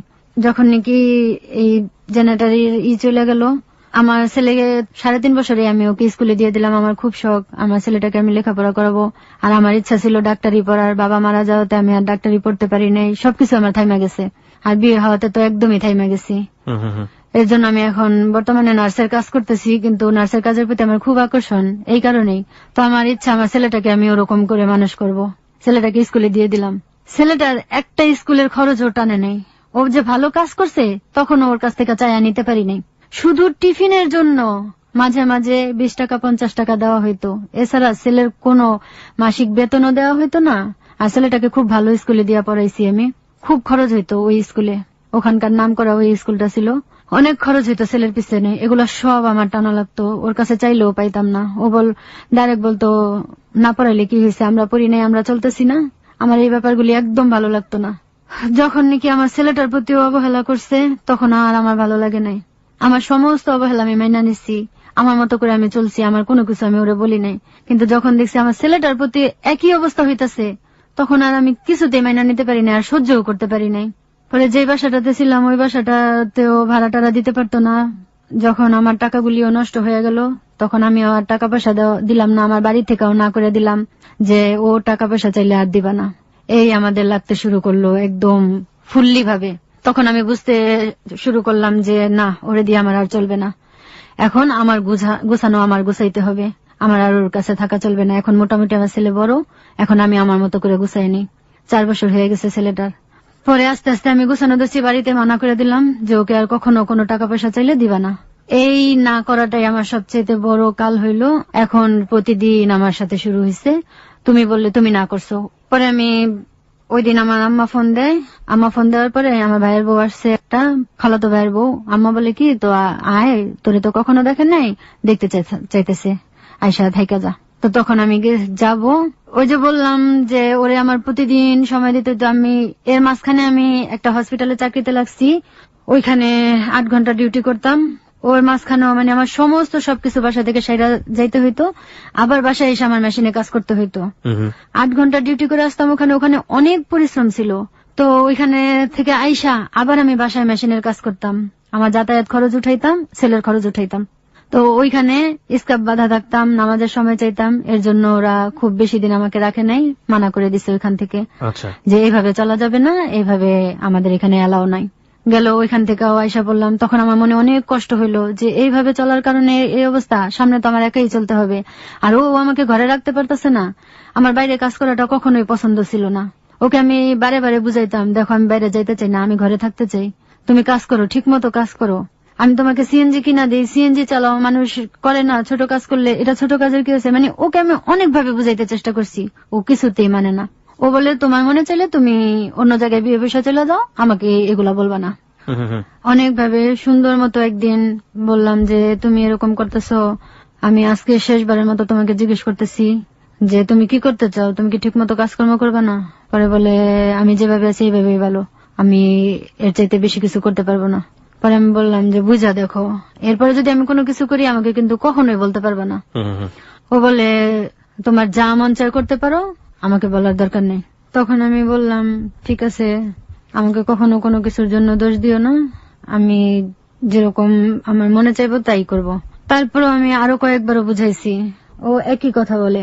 তারপর আমি আর কিছু বলি নাই, আমি আমার মতো করে আমি শুধুই চিন্তা করতে লাগলাম কি করব কিভাবে কি করা যায়, ওর কাছে তো আর থাকবোই না। এর মাঝখানে মন করেন যে ও এতটাই আমাকে ডিস্টার্ব করতো, আমি সারাদিন পরিশ্রম করতাম, রাত্রে ওর ভয়তে আমি ঘুমাইতাম না। আমার ছেলেটাকে আমি সজাগ করে রাখতাম যে বাবা ঘুমায়ও না, কথা বলতাম। তখন আমার ছেলেটাকে কয়েকদিন খুব মারছে না ঘুমানোর কারণে। শারীরিক যৌন নির্যাতন করতো। ও মানে এরকম একটা অবস্থা করতো, প্রতিদিন এরকম অবস্থা। মানে আমার ওরে ভয় লাগতো, লাস্টের দিকটা আমার ওরে এত ভয় লাগতো। ছেলে ঘুমাই গেলে বাবা ঘুমাইছো, আম্মু ঘুমাইতাছি, ঘুমায়ও না, পড়ার কথা বলতাম। পরে দেখতাম টের পাইতাম ও ঘুমাইছে, তারপরে 2 মা ছেলেতে মিলে ঘুমাই যেতাম, আমি উপরে শুইতাম ও নিচে শুইতো। এমন ভাবে পরিস্থিতি গুলা কাটছে। পরে আমার ছেলে দুপুরে খাইয়ে ঘুমাইতো, সেই ঘুমটা ও ঘুমাইতে দিত না, আয় তুই ঘুমাবি না, তুই ঘুমাইলে রাত্রে ঘুমাস না। মানে কি যে একটা পরিস্থিতি কাটছে। যা হোক ওই সময়গুলো গেছে, যাওয়ার পরে এরপরে আমি তো মনে মনে চিন্তা করতেছি আমি কিভাবে ওর কাছ থেকে আলাদা হব। এখন আমার আর ভালো লাগে না, সারাদিন পরিশ্রম, রাতে এরকম যন্ত্রণা, তারপরে মুখের ব্যবহার তো একদমই ভালো না, যখন যা মনে চাইতো তাই বলতো। আমার কাছ থেকে কখনো কোনো ব্যাপারে কোনো একটা ভালো কথা পাই নাই। আম্মা বাসা থেকে ফোন দিল, আমার খালাতো ভাইয়ের বউ আসছে, আমাকে দেখতে চায়, ও আমাকে যেতে দেবে না। পরে বললাম শুধু টাকার জন্যই কি আমি ওখানে যাব, আমার কোনো আত্মীয় স্বজন আসলে কি আমি দেখা করতে যাইতে পারবো না, আমি যাব। আমিও তখন আর কি ওর কথা শুনতে চাইলাম না, যে আমি আমার মতোই চলবো। আমি বললাম যে আমি কালকে আসতেছি। ও বলতেছে যে আমি না করলাম, তারপরে বললা আসতেছি। পরে ও আর কিছু বলে নাই। তো রাত্রে ছেলেটা খুব দেরি করে ঘুমাইছে, আমিও দেরি করে ঘুমাইছি, ও ঘুমাই গেছে। ঘুমাই যাওয়ার পরে সকালে 6টা বাজে ও উঠছে। আমি 6টা বাজে উঠে গেছি, কারণ আমি বাসায় চলে যাব এখন। ও 6টা বাজে উঠছে। আমার ছেলেটাও খুব সজাগ। ওই সময়ে ও আমার সাথে এরকম অবস্থা করতেছে। পরে আমি বলতেছি যে ছেলে সজাগ, এরকম করো না। ও এটা মানতে রাজি না। পরে তখন আমাকে এত মারলো বলার বাইরে। আমার নাকে আমি নাকফুল পরি না, আর আমার ওই তখন থেকে আমি পণ করছি আমি কখনো নাকফুল পরবো না। মানে আমি মনে হয় 8-10টা নাকফুল আমার ভাঙছে এরকম করে। ও যখনই আমাকে মারতো মানে একটা না একটা কিছু ক্ষতি হইতোই আমার। পরে নাকফুলটা এমন ভাবে ভাঙছে, নাকের সাথে এমন ভাবে লাগছে, আমার নাকফুল আমি ধইরা কেচি দিয়া কাইটা তারপরে বের করছি ওই নাকফুলটারে। এমন ভাবে মারছে। তখন আমি ফ্রেশ হব, মুখ ধুবো, আমি লজ্জায় আর বাইরে বেরোতে পারি নাই। মানুষ যদি দেখে, এক একজনের এক এক রকম কমেন্ট। যে বাসাটাতে থাকতাম সবাই শুধু মানুষের কথা নিয়ে থাকতো। আমার এত লজ্জা লাগছে, আমি আমার ঘরের কথা কখনো বাইরে যেতে দিতাম না। পরে আমি ওই মুহূর্তে ছেলেকে উঠাইয়া, আমিও কোনো কাপড় চোপড় চেঞ্জ করি নাই, ফ্রেশ হই নাই, ছেলেকেও করি নাই। ছেলেকে উঠাইয়া ওই মুহূর্তে বাড়িতে চলে যাই। বাড়িতে যাওয়ার পরে আমার আম্মা যখন আমার চেহারাটা দেখছে, আমার আম্মা তাকাই আছে। আমার আম্মা কোনোদিন জানে নাই ও আমাকে মারে। আমি কখনো বলি নাই, কারণ আমার আম্মা খুব কষ্ট পাবে। আমাকে সব ভাই বোনেরা খুব আদর করে পালছে। আমি অন্যায় কখনো করি নাই, যদিও করছি কখনো আমাকে কিছু বলে নাই। একটু বকা দিচ্ছে, রাগ করছে, এই কখনো আমাকে মারে নাই। আমাকে মারলে সবাই খুব কষ্ট পেত। আমার আম্মা যখন আমার চেহারাটা দেখছে, এইভাবে তাকায় আছে, কি হয়েছে, আমার কাপড় চোপড়ের এই অবস্থা, আমার ছেলেটার এই অবস্থা। এখন আমার সামনে আইসা বলতেছে, ভাইয়ের বোর সামনেও যাইতে দেয় না, আমার সামনে আইসা বলতেছে তোরে ও মারে। আমি শুধু কান্না করতেছি, কিচ্ছু বলতে পারতেছি না। আমার আম্মার চোখের পানি পড়তেছে, আমিও কান্না করতেছি। বলে কোনদিন তো বলস নাই তোরে ও মারে, এইভাবে মারে তোরে। আমার চেহারাটা দেখার মতো ছিল না। আমার আম্মা ভাষা হারাই ফেলছে যে কি বলবে আমারে। তখন আমার ছেলে বলতেছে, নানু আব্বু খুব মারছে, আব্বু ভালো না। ওই দিন থেকে আমার ছেলের মন থেকে ও উঠে গেছে। আমার ছেলে ছোট কিন্তু খুব বুঝে। আমার ছেলে গাড়ি দিয়ে বলতেছে, আম্মু তোমাকে কি খুব বেশি মারছে? আম্মু থাক, আমরা আর বাড়িতে যাব না, আমরা নানু বাসায় থেকে যাব, আমরা আর ওর কাছে যাব না। পরে আমার আম্মা, আমি কিছু বলতেছি না দেখা আমার ছেলেরা নিচে বলে কিসের জন্য মারছে আম্মুকে। পরে বলে, আম্মু নানু আমি তো ঘুমাইছিলাম, আমি দেখি নাই। আমার ছেলেটা টের পাইছে, ফার্স্টে থেকে সবকিছু টের পাইছে। তখন আমি কিভাবে বুঝতে পারি, অনেক দিন পরে আমার ছেলেটা আমাকে বলতেছে, আমি ওই দিন আসমান থেকে পড়ছি জানেন না। বলে, আম্মা তুমি আব্বু যা বলছিল তা করতা, তুমি কেন মার খেলা? আমি বলি, কি বলতেছিল, তুমি কি বলছো? বলে, লাস্টের দিন তোমাকে যখন মারলো আব্বু যা বলছে তুমি তা করতা। আমি মানে এতটাই শর্ট হয়েছি। বয়স কত তখন ওর? ওর বয়স তখন 5.5 বছর। ও সম্পূর্ণ সজাগ ছিল, ওর কান খুব খারাপ ছিল। ও মাঝে মাঝে রাত্রে উঠতো, সকালে উঠতো, ওইটা বলতো কি তোমরা রাত্রে এরকম করো কেন, আমার ঘুম আসে না, আমার ঘুমে ডিস্টার্ব হয় না, তোমরা এত কথা বলো কেন। ও তো অতটা বলতে পারতো না, বলতো না। আমার মনে হয় ও সব বুঝতো, সব জানতো, কথাগুলিও শুনতো। এখন 6 বছর, সে 7 বছর চলতেছে। পরে যখন যেদিন নাকি এই কথাটা বলছে, মানে আমি তাকায় আছি ওর মুখের দিকে, আমি কিছু বলতে পারতাছি না। বলে, বাবা তুমি কি শুনছো, কি দেখছো? ও বলে, আম্মা তুমি আব্বুর মতোই করতা, আব্বু যা বলছে তাই করতা, তাহলে তো তোমার এত মারতো না, আর আমারও তোমাকে ছাড়া থাকতে হইতো না। আমি আমার ছেলেটারে কিচ্ছু বলতে পারি নাই, কিছু বললে যে বুঝাবো ওরকম বুঝতে আমি ওটা দিতে পারি নাই। তখন আমি বুঝতে পারলাম আমার ছেলেটা ফার্স্টে থেকে সজাগ ছিল, আর আমি ওর এই ব্যাপারটাই বুঝাইতে চেষ্টা করছি, কিন্তু বুঝাইতে পারি নাই। তারপরে আমি বাসায় আর যাই না, 2 মাস আমি বাড়িতে থেকে যাই। বললি, আম্মু আমি এরপরে অনেকবার চলে যেতে চাইছি, আমার আম্মা মাথা পাতে নাই। তখন বলছে, এখন আর ফিরে আসার সময় নাই, এখন তুমি কিভাবে থাকবা বুঝা সেভাবে থাকো। অনেক আনতে চাইছি তোমাকে, তুমি আসো নাই, তুমি বাইসা নিছো তোমার জীবন। পরে ওই দিন আমি বলছি, আমি তো এতদিন কখনো বাড়িতে থাকতাম না, একদিন কি 2 দিন থাকতাম, কিন্তু 2 মাস হয়ে যাইতেছে আমি বাড়িতে আসতে চাই না। ওর সাথে থাকতেই মানে ওরে আমার ভয় লাগতো। পরে 2 মাস হয়ে গেছে, ও ফোন দেয় না তেমন একটা, ফোন দিলে আমি কথা বলি না, আমার আম্মা বুঝতে পারছে। পরে আম্মা একদিন জিজ্ঞেস করতেছে কি হয়েছে, কি করবা? আমি বলি আমি আর যাব না, যদি তুমি মাইনা না নাও তাহলে যদি জোর করে পাঠাইবা, আগে আমার ছেলেকে বিষ খাওয়াবো, তারপর আমি বিষ খাবো, আমরা আর মা ছেলে থাকবো না, আমি আর ওর কাছে যাব না। পরে আমার আম্মা আর কিচ্ছু বলে নাই, জানে আমি সহজে রাগ হই না, কিন্তু যখন যেটা বলি রাগ করে ওইটা আমি করি। পরে আমার আম্মা বলছে ঠিক আছে, তোমার যা মন চায় তুমি করো, আমি আছি তোমার পাশে। তখন দেখছে আমার আম্মা ঠিকই আমি এটা করব, পরে এই কথা বলছে। তারপর আমার আম্মা অনেক বুঝাইছে যে দেখো এখন কেন আয়সা পড়তে চাও, জীবনের সময়গুলি কিন্তু শেষ, এখন আর কিছুই নাই, এখন ছেলে কিভাবে মানুষ করবা সেটা দেখো। আমি দেখতেছি আমার ছেলের নিয়ে যদি আমি ওর কাছে থাকতে যাই, আমার ছেলের কোনো ভবিষ্যৎ নাই, আমার ছেলেটা খারাপ হয়ে যাবে।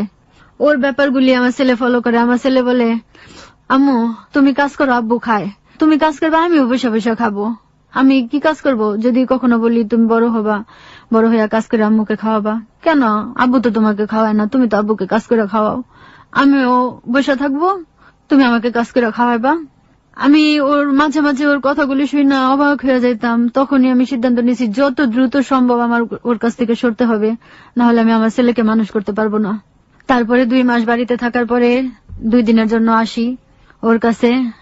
আয়সা দেখি ওদিন রাত্রে ঘুমাইলাম, ঘুমানোর পরে দেখি ও মেয়েদের সাথে ফোনে কথা বলতেছে। আমি 10 বছর আগে যেরকম কথাটা শুনছি ওরকম কথা শুনতেছি। কারেন্ট চলে গেছিল, এর জন্য আমি টের পেয়েছি যে ওরকম করে কথা বলতেছে। পরে আমি আমার মোবাইলের টাইমটা দেখলাম, রাত্রে 1:30 বাজে। পরে আমি তখন আর কিছু বলি নাই, ও টের পেয়েছে। আমি যখন নড়াচড়া দিয়ে সামনে আসছি তখন টের পেয়েছে যে আমি টের পেয়েছি। পরে মোবাইলটা কাইটা দিয়া ওই টাইমের ইগুলা ও কাইটা দিচ্ছে। পরে সকালে উঠলাম, ওইটা ছেলেকে স্কুলে নিয়ে গেছি। স্কুল থেকে আইসা ওই টাইমটা খুঁজি, ওই টাইমটা আর পাই না। পরে বললাম কার সাথে কথা বলতেছিলা? কয় না কারোর সাথে কথা বলি না, আমি তো শুনছি কারোর সাথে কথা বলতেছিলা। ও বলে আমি কারোর সাথে কথা বলি না। পরে আমি আর কিছুই বলি নাই, আমি তো বুঝতে পারছি ও কারোর সাথে কথা বলতেছিল। তার 2 দিন পরে আমি আবার বাড়িতে চলে যাই। পরে বাড়িতে 3 মাস থাকি। 3 মাস থাকার পরে আমি সিদ্ধান্ত নেই, তারপরে যে বাসাটাতে থাকতেছিলাম ওই বাসায় ও 5 মাসের রুম ভাড়া ই করে ফেলছে। আমি আসার পরে আমি তো সবকিছু দিতাম। পরে ওই বাসা থেকে আসার পরে আমি আলাদা রুম নিয়ে নিই, ওরা ভাড়ার জন্য খুব চাপ দেয়, আলাদা রুম নিয়ে চলে আসি, আর ওর সাথে থাকি না। যেদিন রুম নিয়ে চলে আসবো ওই দিন আমাকে খুব মারে। তখন আমার ছেলেটা সামনে ছিল, তারপর থেকে আমার ছেলেটা আর ওরে দেখতে পারে না। এখন আমার ছেলেটা আছে আমার আম্মুর কাছে, আমি একটা রুম নিয়ে একা থাকতেছি। ওকে ডিভোর্স দিয়ে আমি এই কোরবানি ঈদের 10-12 দিন আগে। ডিভোর্স দেওয়ার পরেও খুব জ্বালাইছে, ডিভোর্স দেওয়ার আগেও মানে যতদিন একা ছিলাম ও বলে আমাকে ডিভোর্স দিয়ে দিবি নাইলে এরকম করবি, মানে তখন আমাকে মারতো, এসা রাস্তার মধ্যেও খুব অত্যাচার করতো। তারপরে আমি যে ডিভোর্স দিয়ে দিছি, এখনো 3 মাস পরিপূর্ণ, 3 মাস হইতে মনে হয় 10-12 দিন বাকি আছে। এখন আমি একা আছি। এখন আমার ইচ্ছা আমি আবার নতুন করে পড়াশোনা শুরু করব, স্কুলে ভর্তি হব, ম্যাট্রিক দিব, কারণ ম্যাট্রিক ছাড়া আমার কোথাও কোনো দাম হইতেছে না। একটা ভালো কোনো চাকরি আমি পাইতেছি না, ম্যাট্রিকের সার্টিফিকেট চাইতেছি। কি করেন আপনি এখন? বর্তমানে আমি এখন একটা নার্সিং হোমে প্যাথোলজিতে কাজ করি, ব্লাড কালেকশনে। This is the story of Ayesha. কোনো কমেন্টস করতে চাই না, আপনারা যারা শুনেছেন শুরু থেকে শেষ পর্যন্ত সবই জানেন, কিন্তু আমার একটা প্রশ্ন আছে, সেই প্রশ্নটা হবে এই গানটির পরপর। আপনারা সবাই শুনছেন close up presence hello 8920 ABC radio FM 89.2 এ। আমি আরজি কিবরিয়া রয়েছে আপনার সঙ্গে, এবং আয়েশা তার জীবনের গল্প নিয়ে এতক্ষণ যাবৎ ছিল, এখনো আছে। আয়েশাকে যদি আপনারা দেখতে চান চলে আসতে পারেন আমাদের ফেসবুক পেজে। আমাদের ফেসবুকের ঠিকানা www.facebook.com/hello8920। আমি আবারও বলছি www.facebook.com/HELLO8920। ওখানে গিয়ে লাইক দেওয়ার সঙ্গে সঙ্গে আপনি হ্যালো 8920 মেম্বার হয়ে যাবেন। 8920 Close Up. The closer, the better. প্রিয় শ্রোতা, বিরতির পরে আপনাদের সবাইকে স্বাগত জানাচ্ছি আরো একবার। অসংখ্য কমেন্টস পেয়েছি আমরা। মাসুমা তালুকদার লিখেছে, আয়েশা প্রথম জীবনে একটি জঘন্য অন্যায়কে প্রশ্রয় দিয়ে যে ভুল করেছে তার খেসারত তাকে সারা জীবন ভরে দিতে হচ্ছে, এমন ভুল যেন আর কেউ কখনো না করে। সাদ্দাম হোসেন লিখেছে, অন্যায় যে করে এবং অন্যায় যে সহ্য করে দুজনেই সমান অপরাধী। অন্যায়কে প্রশ্রয় দিলে পরে নিজেকেই পস্তাতে হয়, যার জ্বলন্ত উদাহরণ হচ্ছে আয়েশা। পাতালপুরীর রাজকন্যা লিখেছে, আয়েশার স্বামী ছিল একটা অলস প্রকৃতির লোক। এমন অকর্মণ্য লোকের সাথে থেকে নিজের জীবনটাকে নষ্ট করার কোনো মানে হয় না। তোমার ভবিষ্যৎ জীবনের জন্য শুভকামনা। মিনুর রহমান লিখেছে, একটা অন্যায়কে প্রশ্রয় দিয়ে 12 বছর ধরে শাস্তি পেল আয়েশা। শুধু প্রার্থনা ওর বাকি জীবন যেন আর কোনো অপ্রত্যাশিত ঘটনা না ঘটে। সজীব সরকার লিখেছে, আমাদের সমাজে আজও মেয়েরা কতটা অসহায়। অন্যায়কে প্রশ্রয় দিয়ে কেন মুখ বুজে সব সহ্য করতে হবে? কেন অত্যাচারের বিচার হয় না? জহুরুল ইসলাম লিখেছে, ভালোবাসা না থাকলে কোনো সম্পর্কই পরিণয় পায় না, তেমনিভাবে আয়েশার সম্পর্কও টেকেনি। এই ভুলের, একই রকম ভুলের শিকার হচ্ছে আরো অনেকেই। এটা যেন কেউ কখনো না হয়। ভালো থেকো আয়েশা। যাই হোক, এরকম অনেক কমেন্টস আমরা পেয়েছি। আমরা আয়েশার মন্তব্য জানবো, তবে তার আগে বলে নেই, জহুরুল ইসলাম এবং শারমিন রহমান আপনারা হচ্ছেন আজকের লাকি উইনার। আপনারা পাচ্ছেন ক্লোজ আপের সৌজন্যে আকর্ষণীয় গিফট হ্যাম্পার। শ্রেষ্ঠ মন্তব্যের জন্য জহুরুল ইসলাম এবং যারা আজকে জয়েন করেছেন তাদের মধ্য থেকে শারমিন রহমান। ওকে, আয়েশা, অসংখ্য অসংখ্য কমেন্টস আমরা ফেসবুকে পেয়েছি। আপনি হ্যালো 8920 এই যে আপনার যে জীবনের গল্প, এটা কেন বলতে আসলেন? এটা বলতে আসলাম, আমার মতো অন্য কারো জীবনে হয়েছে কিনা আমি জানি না, আর আমি আমার হাজবেন্ডকে এখনো বলি নাই। ও এটা শুনলে বুঝতে পারবে।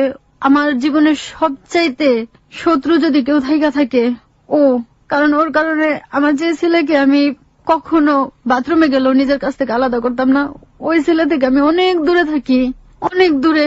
আমার ছেলেটাকে আমি একটু দেখতে না যেতে পারলে, দেরি হইলে এখন মাসেও একবার যাইতে পারি না। যদি দেরি হয়, ছেলেটা মনে করে আমি আর কখনো যাব না। বলে, আম্মা তুমি কেন আসো না? তোমার এমন চাকরির দরকার নাই যে চাকরি করে আমাকে দেখতে পারবা না। আমি চাই কারো জীবনে যেন এমন স্বামী না পড়ে, আর যাকে মন থেকে মাইনা নিতে পারবে না তার সাথে যেন সংসার শুরু না করে। কত বছর যাবত সংসার করেছেন আপনি? আমার 2002 জুন মাসের 16 তারিখে বিয়ে হয়। 12 বছর কাটাইছি। প্রায় 12 বছরের বেশি সময়। 12 বছর নিজের অমতে, নিজের অনিচ্ছার বিরুদ্ধে, শুধুমাত্র একটা কারণে যে আপনার সঙ্গে ওর শারীরিক সম্পর্ক হয়েছিল। আপনি কি এটা মনে করেন যে আপনার সঙ্গে যে আপনি যে এতদিন পরে যে উপলব্ধি, কোন মেয়ের সাথে কারো যদি অনৈতিক ভাবে এবং জোর জবরদস্তি করে যে কোনো ভাবেই হোক কোন একটা শারীরিক সম্পর্ক হয়ে যায়, সেখানে যদি মনের মিল না থাকে, আপনি কি মনে করেন এই ধরনের সংসার করা উচিত? না, কখনোই না। কারণ এটা আজ হলেও টিকবে না, কাল হলেও টিকবে না।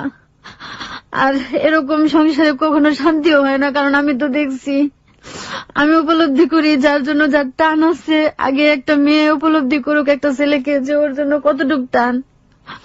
এখানে আমি সব যারা আছেন, বিশেষ করে এই এথিক্সে বিলিভ করেন, এরকম অনেক আছেন, গ্রাম বাংলার অনেক ছেলেমেয়েরা আছেন এরকম, যে এই শারীরিক সম্পর্কটাকে এত বেশি প্রাধান্য দেন। বিশেষ করে অনেক মেয়েই হয়তো বা আছেন যে হয়তো অনাকাঙ্ক্ষিত ভাবে হয়ে গেল কিংবা কোনো কারণে অ্যাক্সিডেন্টলি হয়ে গেল, সে মনে করে তার জীবনের সমস্ত সম্পদ সে নিয়ে গেছে, ছেলেটা নিয়ে গেছে, এবং সবচেয়ে বড় জিনিসটা সে নিয়ে গেছে। সুতরাং যেভাবেই হোক না কেন, মারুক কাটুক, তার সঙ্গে থাকতে হবে। এটা যে জীবনের জন্য কত বড় একটা ভুল সিদ্ধান্ত, অনেক ভুল, তার একটা জ্বলন্ত উদাহরণ আজকের এই হ্যালো 8920 আমরা প্রেজেন্ট করেছি, এবং সে হচ্ছে আয়েশা। আপনি নিজেকে একটু কন্ট্রোল করুন প্লিজ। প্রতিনিয়ত শিখছি, প্রত্যেকটা গল্প থেকে শিখি, ধীরে ধীরে 150তম পর্বের দিকে এগিয়ে যাচ্ছি। প্রত্যেকটা গল্পই আমাদেরকে শেখায়। আমি এখনো কোন ছেলেকে মন থেকে মাইনা নিতে পারি না। আমার ছেলেদের দেখলে ভয় হয়, ও আমার সাথে এরকম করছে।